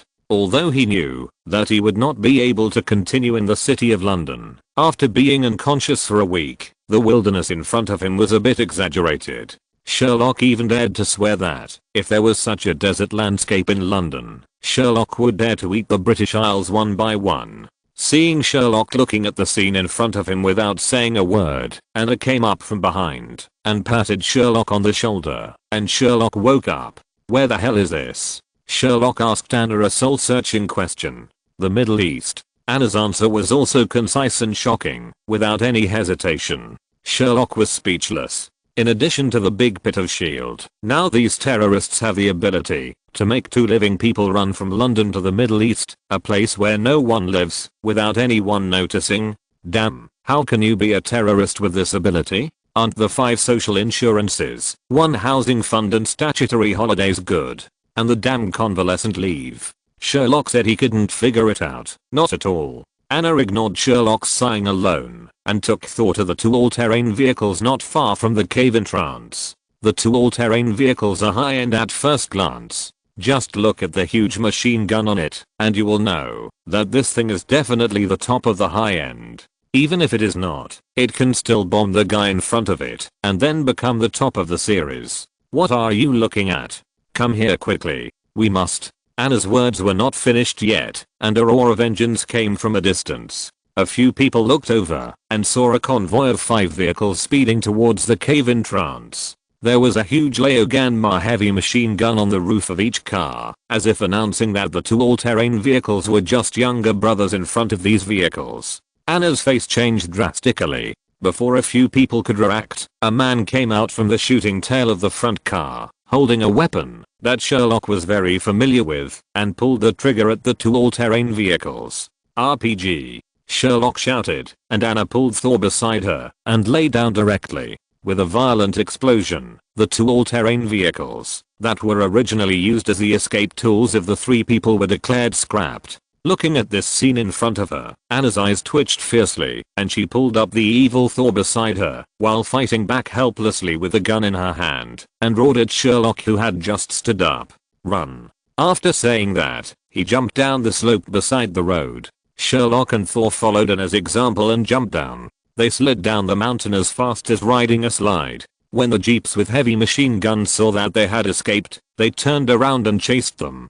Fortunately, a bus was wobbling forward at the foot of the mountain. When Anna saw the bus, she immediately turned into a hero and played a robber and robbed the bus. Friends who have seen the Pakistan railway mechanic will know that the vehicles in the Middle East are in a state that is hard to describe from the condition to the appearance. Sherlock, who had just slid to the bottom of the slope, looked at the bus in front of him, which seemed to be decorated with lace bells and various decorations. It was hard to describe. He wondered if this was really a way to kill himself. Thor had no idea what was going on with the bus in front of him. Seeing that Anna had already boarded the bus, Thor grabbed Sherlock and got on the bus without caring. Anna saw that both of them had boarded the bus and the pursuing vehicle was close at hand, and stepped on the accelerator and the entire bus reversed at an extremely fast speed. Sherlock was shocked. How could the car reverse at such a speed? If I remember correctly, it was in the first gear when it reversed? Could it be that this car had a second, third, or fourth gear when it reversed? Not to mention Sherlock, Thor was also shocked by Anna's coquettish operation. He held the handrail tightly. Asgardians are only resistant, not immortal. Although Anna's driving skills are very good and the bus reverses very quickly, it is obvious that it can't compete with the convoy driving forward. After just a short while, the Leoganmar on several armored vehicles began to roar. The people who heard the gunshots all shrank their heads, and Thor roared immediately. "Sherlock, think of a way. Aren't you a magician?" As soon as Thor roared, before Sherlock could make any move, Anna, who was driving, broke through the defense first, turned her head, and stared at Sherlock, and asked loudly, "You are actually a magician? You never told me." Sherlock rolled his eyes helplessly when he heard Anna's roar, and immediately retorted without any politeness, "We just dated once, and you didn't tell me you were okay. Fuck off, flirting." "Sherlock, think of a way. We still have to find Jane." Seeing that the two of them still had the leisure to argue with each other, Thor felt that his blood pressure was about to rise, and he regretted for the 580th time in his heart that he didn't bring the Meow Hammer. After hearing Thor's roar, Sherlock glared at Anna fiercely, then flipped his hand and took out an RPG from his library, put it on his shoulder, and stood up to fire. But he was pulled back by Anna. "Do you want to die? The whole car will be overturned by the tail flame of the rocket once you fire it. Do it if you can, get out if you can't. Don't disturb me while I'm driving." After listening to Anna's roar, Sherlock calmed down. What Anna said made sense. Although RPGs are said to have no recoil, the tail flame when fired is really no joke. If the space is not big enough, it may directly cause concussion to your own people. Putting away the RPG in his hand unhappily, Sherlock flipped his hand and took out another Leoganmar of the same model as the one on the opposite side. "Damn, you are very happy to shoot, right? I have one too." As for why Sherlock doesn't use magic, it's very simple. Sherlock doesn't want to be exposed at all, especially in front of Thor. If Thor knows that the wizard is himself, the next time Thor sees other Avengers, it is estimated that the entire Avengers will know his vest, and maybe Harry Luden will also know it. As for why the magic of camouflage was not used to solve this matter, on the one hand, it was because this was a rare fun, and Sherlock did not want to let this fun end so easily. On the other hand, according to the acting skills and integrity of Guyi, who could be stabbed to death by his own apprentice, Sherlock felt that if he really used the magic of camouflage in front of these guys, who could make him appear silently from London to the Middle East, it might really expose the existence of camouflage. It is even possible that Guyi himself led the group of terrorists to find camouflage, and then staged a scene in which the supreme sorcerer who had protected the earth for more than 100 years was killed by the bullets of terrorists, and Sherlock had no choice but to temporarily take over the supreme sorcerer.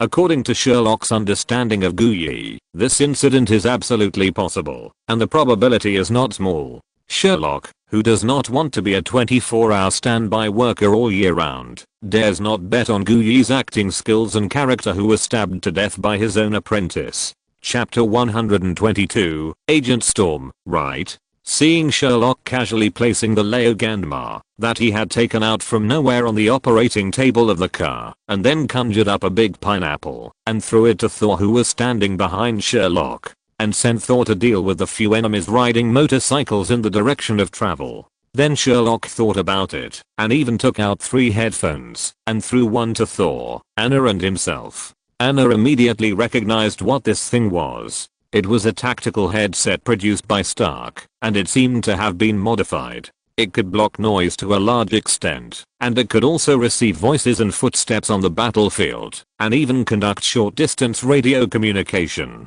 Anna felt that her 3 views had suffered a severe impact. "You call this thing magic?" No, Anna would never admit that this thing would be magic. Although it must be said that Sherlock's behavior of taking out such a big heavy machine gun from nowhere was magical, it was a bit difficult to say that this thing was magic. After all, in Anna's impression, the word magic, if not a 100-meter high blue wall of fire like the Battle of New York, at least has to have some special effects, right?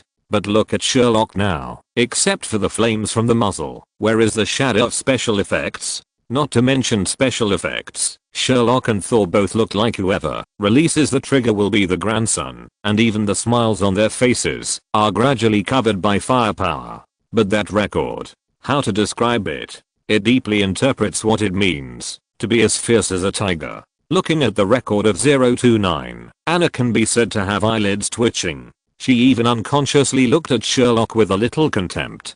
although Anna knew in her heart that, apart from Thor, a novice who could not use firearms at all, throwing him a gun and letting him stand behind and fire was mainly a deterrent, and Sherlock's inability to hit people actually had nothing to do with Sherlock himself. As we all know, Leoganmar appears on the roof of an armored vehicle with strong off-road performance, or on an air-to-ground vehicle. It may also appear in the back of a fellow villager's pickup truck. But without exception, these are hardwired to the vehicle or vehicle. But now, Sherlock's Leoganmar is simply placed on the operating table of the car, and with the shock absorber of this bus, that can count how many marble-sized stones the wheel has pressed, it is really a bit difficult for Sherlock to hit it accurately. But even so, it did not prevent Anna from looking at Sherlock with a hint of contempt, as if to say, as expected, a man can be relied on, and a sow can climb a tree. Unfortunately, Sherlock saw Anna's fleeting expression.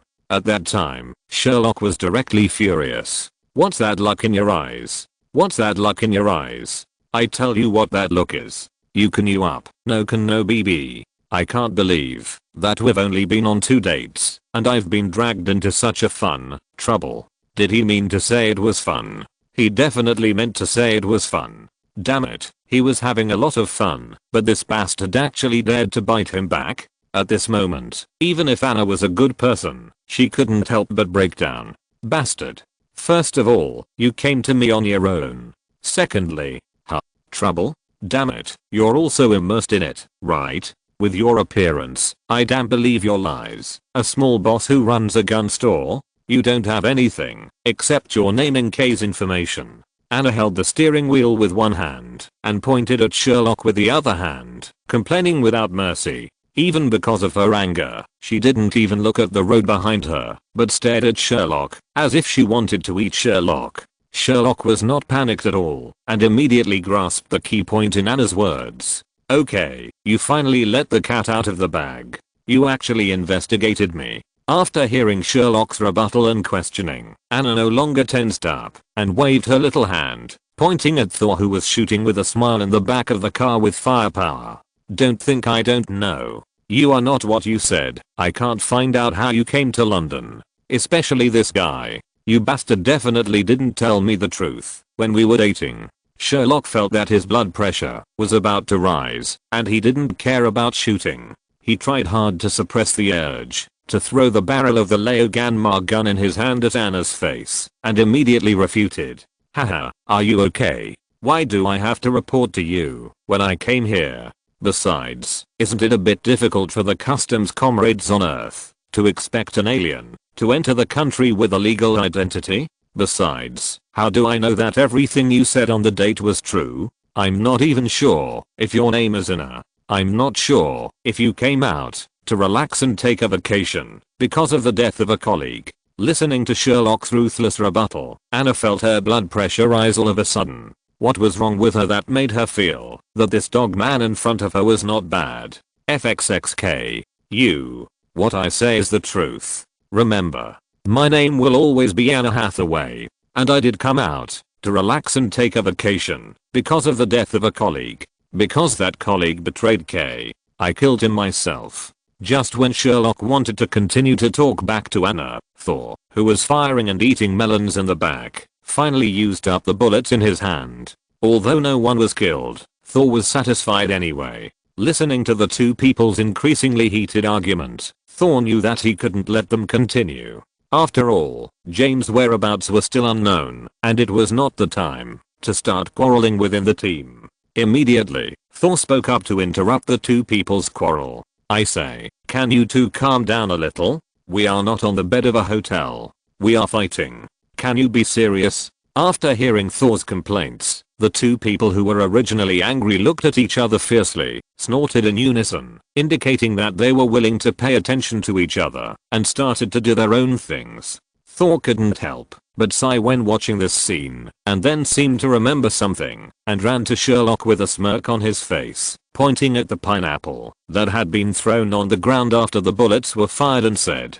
Sherlock, is there anything more powerful? I think this thing is much more exciting than Mjolnir. If you're listening to this novel on a channel other than Fanfic World, it means they downloaded and uploaded it without effort. We cordially invite you to visit our channel Mundo Fanfic Novelos. There you'll find the original version of this story and you can explore many other novels of various genres. We're waiting for you to immerse yourself in a world of incredible novels. Chapter 123, Agent Storm, right? Looking at Thor's expression, Sherlock really didn't want to pay any attention to Thor. Sherlock had a gun, and Sherlock also had a gun that was more powerful than the big pineapple. But you don't look at yourself. Good man, you are a master of human body outlining, the founder of the merciful gun technique, and you are a guy who believes that you can kill people with gunpowder smoke rather than bullets. How dare you come to tell me that the big pineapple just now was not powerful enough? But looking at Thor's starry eyes looking at him expectantly, Sherlock finally couldn't help but give up his position. On the one hand, Leo Ganmar is indeed much more powerful than the big pineapple. On the other hand, Sherlock really didn't want to be around Anna. After all, since he traveled through time, this was the first time that Sherlock was almost angry with a little girl and wanted to destroy the world. Sherlock and Thor had just finished handing over in the hail of enemy bullets, and the roar of Leo Ganmar mixed with Thor's wild laughter began to resound in the bus compartment. However, Sherlock was speechless. What made Sherlock speechless was that Thor didn't know what was wrong with him. He just wanted to shoot. Sherlock could tolerate his laughter, but since Thor got the right to fire from Leo Ganmar, he actually started to talk nonsense. It doesn't matter if he talks nonsense, but many of the nonsense Thor says are indescribable. If he writes one sentence, it's enough to ban the whole book. Sherlock was speechless. For a moment, he didn't know whether he should complain about Thor's shooting or his nonsense. The pursuers on the opposite side also quickly found something wrong. Good guy. Although he didn't know where the heavy firepower on the opposite side came from, the guy who fired with heavy firepower was really not good.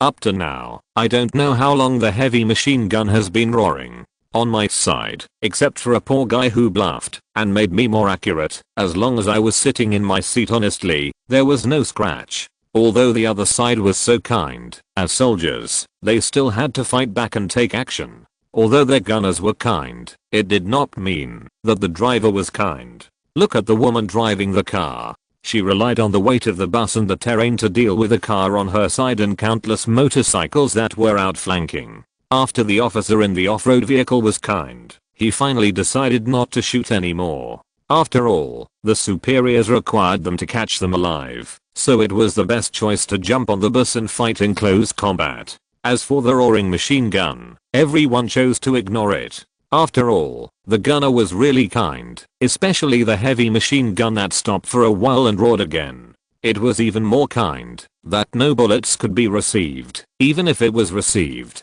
Just when this group of people just got out of the car door under Thor's fire and tried to get close to the bus, a more restless roar of the engine came from the heads of the two forces. Before Sherlock and the pursuers could figure out what was going on, 4 motorcycles jumped down from the winding mountain road at high speed. The people on the motorcycles were all wearing pure black tights and pure black helmets. Apart from being able to determine that they were all women, based on their figures, no useful information could be obtained. The performance of the 4 motorcycles was obviously better than that of the pursuers' vehicles. In just a few breaths, they quickly approached the pursuers' vehicles. Sherlock and the other 2 watched helplessly as the 4 motorcycles ejected several small discs from the side and stuck to the vehicles, then quickly slowed down, accompanied by a loud explosion. All the off-road vehicles chasing the bus flew up and down in an instant. Sherlock even saw a guy wearing camouflage, a helmet, and a bullet hanging on his body, with flames all over his body and a terrified look on his face, flying past the side of the bus. This sudden change made Sherlock and the other 2 undecided. They didn't know what the other side was. Anna saw that the 4 motorcyclists on the other side were better equipped and more well trained than the pursuers, and she was scared. She didn't care whether this group of people were enemies or friends. She gritted her teeth and almost burst out all her driving skills in her life and hit the steering wheel hard. With Anna's action, the bus was basically in a state of front wheels hanging in the air. It made a 180-degree U-turn on the narrow winding mountain road. The huge inertia almost made Sherlock and Thor fly in the air. Fortunately, Thor reacted quickly and grabbed the handrail beside him and pulled Sherlock with him. Otherwise, Sherlock might be thrown out like the poor old lady and fell into the valley. However, what the three people couldn't figure out was that the 4 motorcycles did not chase Sherlock and the other 3. Instead, after dealing with the pursuers, they watched Sherlock and the others leave, and then started the motorcycles and drove in the opposite direction of the few people. Sherlock and his friends were all confused, not knowing what was going on. Although they didn't know what was going on, at least they had gotten rid of the pursuers. Anna immediately stepped on the accelerator of the bus and quickly left this place of trouble. Half an hour later, accompanied by a shaking and roaring sound of the bus, this bus that had experienced the baptism of war and fierce driving finally couldn't stand such destruction and was declared scrapped and stopped in place. Anna opened the door of the bus without any hesitation and jumped down, followed by Thor and Sherlock. The 3 of them didn't say anything, only Thor looked at the scrapped bus reluctantly. "Goodbye, my good friend. I will always remember the moment when you fought side by side with me as a comrade in arms." Sherlock looked at Thor with tears in his eyes beside him, with a black line on his forehead. Why didn't he realize before that Thor, this silly guy, had so many dramas? Anna took Sherlock and Thor to walk for about half an hour, and then they came to a camouflaged vehicle. Anna quickly tore off the camouflage on the vehicle, and then got into the driver's seat without saying a word. Sherlock and Thor looked at each other, and then climbed into the back seat of the car. The 3 of them didn't say a word along the way. With the sound of the car, Anna brought them to a small town full of people, and stopped the car in front of a 2-story building that seemed to be intact. Seeing Anna stop the car and turn off the engine, Sherlock and Thor got out of the car quickly and followed Anna into the 2-story building. The moment the door of the cabin closed, Anna's face became extremely ugly. Now, let's talk openly. Chapter 124 Sherlock is Wanted, Part 1. Sherlock and Saul also had this intention. Although Sherlock felt that the whole journey was very exciting, and Sherlock also participated in this incident with a playful feeling, it did not mean that Sherlock liked to be involved in such troubles inexplicably. Soon, with the discussion of the 3 people, well, mainly Sherlock and Anna, the few people finally sorted out the whole story.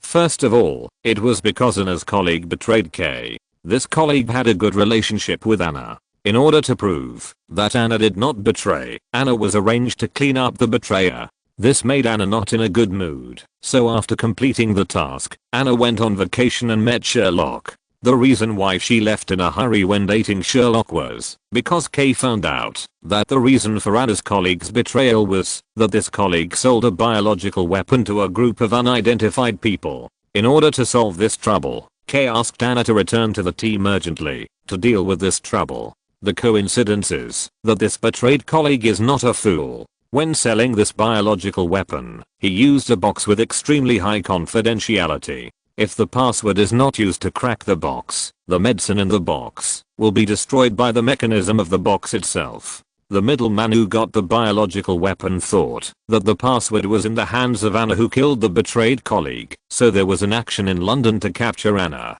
But unfortunately, Anna did not come, but Sherlock and his group who came to find Anna, and the middleman did not know that Sherlock was Anna, and started the plan for Sherlock. But just halfway through the plan, after Sherlock and his group successfully lost consciousness, a group of people who came out of nowhere disrupted the middleman's plan, and there was more than one force. First, a group of people dressed exactly like the group of women who were chasing just now appeared and fought with the middlemen, and then a group of people dressed similarly to the group of women appeared and fought with the group of women. The 3 parties almost fought to the point of their brains coming out. Relying on the advantage of numbers, the middlemen barely snatched Sherlock and Saul from the taxi, and Jane didn't know which of the other 2 parties fell into the hands of. After that, Anna got the news and investigated Sherlock's whereabouts in the cave. Although the whole thing had been sorted out, Sherlock and Thor were still confused. Not to mention Thor, Sherlock's CPU felt like it was about to burn out. Putting aside the 2 unknown forces, the whole story looked extremely bloody and Hollywood, nothing more than Kay's traditional spy war story. The hero and heroine met because of a traitor, and then defeated the villain together to take back biological weapons or nuclear weapons. But if the 2 unknown forces were added, it would feel like things became brain burning in an instant. What do the 2 forces want? Why do they attack the middleman? What is the situation of the last force? Why attack everyone? Sherlock, who was originally confused, became even more confused after sorting out the information with Anna and had no idea how to react now. Not to mention Sherlock, even Anna, a senior agent, was confused, not understanding when she got the password to open the box. Just when the three of them looked at each other in silence, not knowing what to do next, Sherlock's phone rang very abruptly. Sherlock had a habit of throwing all his valuables in the library and taking them out as soon as he settled down. This time, after getting on the car arranged by Anna, Sherlock quietly put some things in the library into his trouser pocket. After taking a look at the caller ID, which showed the 3 words price clearly, Sherlock swallowed hard and answered the phone tremblingly. Sherlock didn't know why he had such a reaction. You have to know that he is not a quiet person. He has been a killer, an avenger, and even completed military training for several people. Generally speaking, Price would not care too much about Sherlock. But for some reason, this time, when Sherlock saw the name on the phone, he suddenly had a bad premonition in his heart. As it turned out, Sherlock's premonition was not wrong at all. Just as he answered the phone, Price's roar came from the phone. You little bastard. I told you to open a shop but you didn't. Where did you go? Why did you hang out with K's people? How come I didn't know you had a code name as a planner in K? And what did you do? Now someone on the dark web is offering a bounty for you. The bounty is $5 million US cash. Do you need me to read your wanted order? If you don't give me a perfect explanation, I will definitely break your dog legs. Cheyenne Price roared. Sherlock unconsciously pulled the receiver further away from his ear. Even Anna and Thor could hear Price's roar in the receiver. Sherlock swore that he had never seen Price so angry since he came here. From the tone of his voice, Price wanted to break his dog legs for more than just a simple talk. At that moment, Sherlock did not dare to hide it and tremblingly told Price everything he knew. After hearing the whole story, Price was immediately obsessed. After a long while, Price finally asked a question.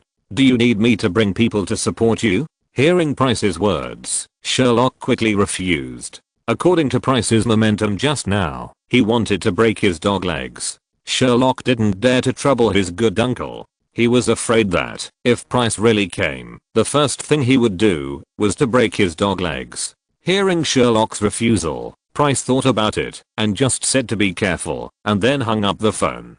Seeing Price hang up the phone, Sherlock breathed a sigh of relief. When he looked up, he saw Anna and Thor's teasing eyes. Sherlock felt something was wrong with Sherlock's eyes.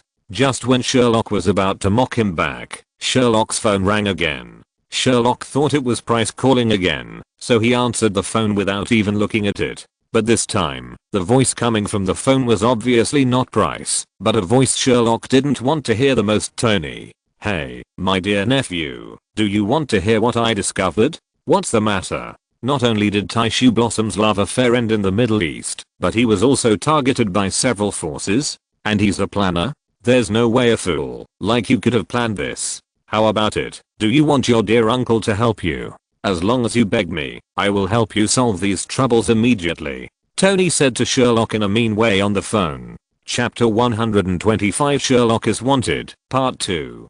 Just listening to Tony's mean tone on the phone, Sherlock felt that he could not bear the power of the world in his body and wanted to punch Tony. Although now, Sherlock and the other two really need Tony's help. After all, Jane's position is still unclear, and even the other two forces are unknown. But it is impossible for Sherlock to satisfy Tony's bad taste, even if the Earth is destroyed. As for why not ask Anna to ask for help from K? Looking at the 3 letters of this organization, Sherlock really can't bear to disgust this poor organization. After all, there is shield above and fobber below. K, who is sandwiched in the middle, can only deeply implement the PNI informed by his 3 letters. To be honest, if there were no loyal agents like Anna, this organization sandwiched in the middle would probably have been dead long ago. Don't waste time, my dear Uncle Tony, tell me what you know. Sherlock tried hard to maintain a smile on his face and gritted his teeth to answer Tony's mean taste. It was obvious that Tony was not satisfied with Sherlock's answer. After Sherlock finished speaking, the phone that was originally placed next to his ear was turned on loudly the next second, and Tony's voice suddenly became extremely loud in Sherlock's ears. "Ha. Brat. I'm your uncle, so you have to beg me before I can help you. But to be honest, your method of chasing girls is really too poor.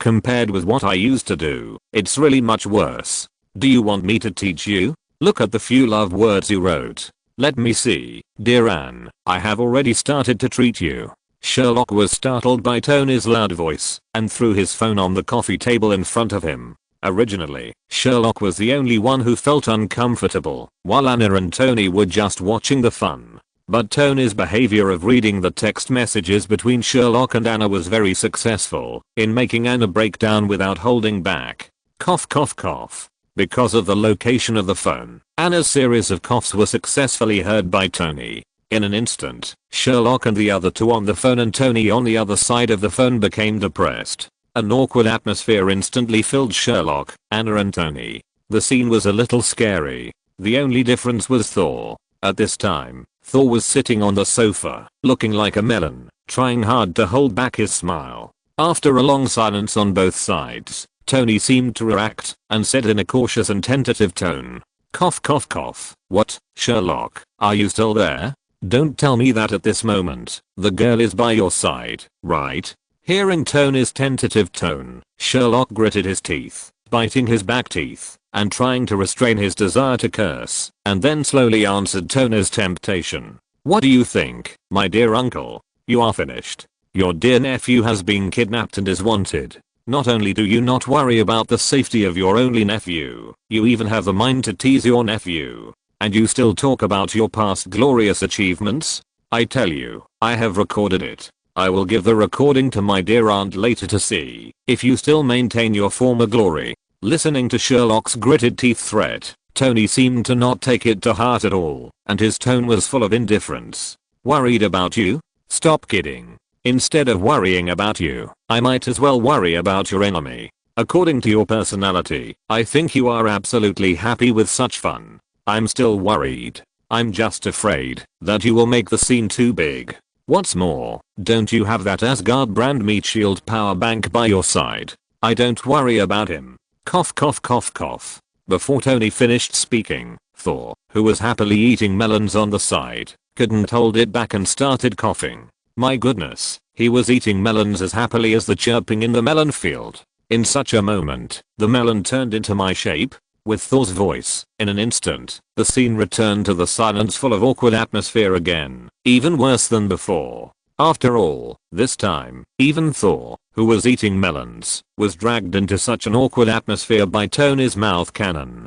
At this moment, except for Sherlock who was about to die of laughter in his heart, everyone including Tony fell silent. After a long while, Tony finally reacted. He didn't even try to hide his embarrassment, but chose to escape directly. Ahem. Let's talk about business now. As Tony's voice fell, the mobile phone that Sherlock threw on the coffee table began to deform rapidly. In just a short while, the mobile phone that looked ordinary at first became extremely technological. Even a small three-dimensional projection appeared not far above the mobile phone. A projected Tony who was only about 30 centimeters tall appeared in front of several people. The only drawback might be that Tony was facing away from them at this time.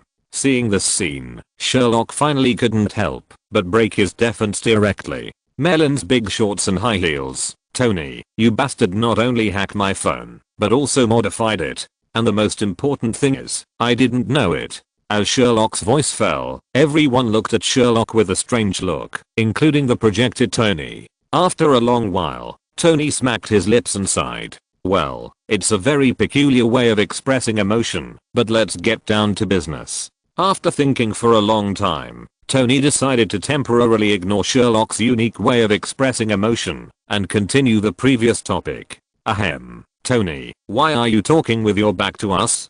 Can't you turn around?" Before Tony could continue, Thor interrupted Tony's preparation and said with a silly look on his face. After listening to Thor's words, Tony immediately made a 180-degree turn from facing the three people with his back to facing the three people, and then continued. "Well, for technical reasons, Sherlock, when you have had enough fun and come back, don't forget to come to my place to update you. The technology in your mobile phone is already several generations behind mine. Now, let's talk about business. End of this chapter. Thank you very much for reaching the end. Don't forget to like. Looking for more exclusive content and immediate access? Subscribe to our Patreon. Remember, every like, subscription, or donation encourages us to continue. Thanks to everyone. See you in the next video.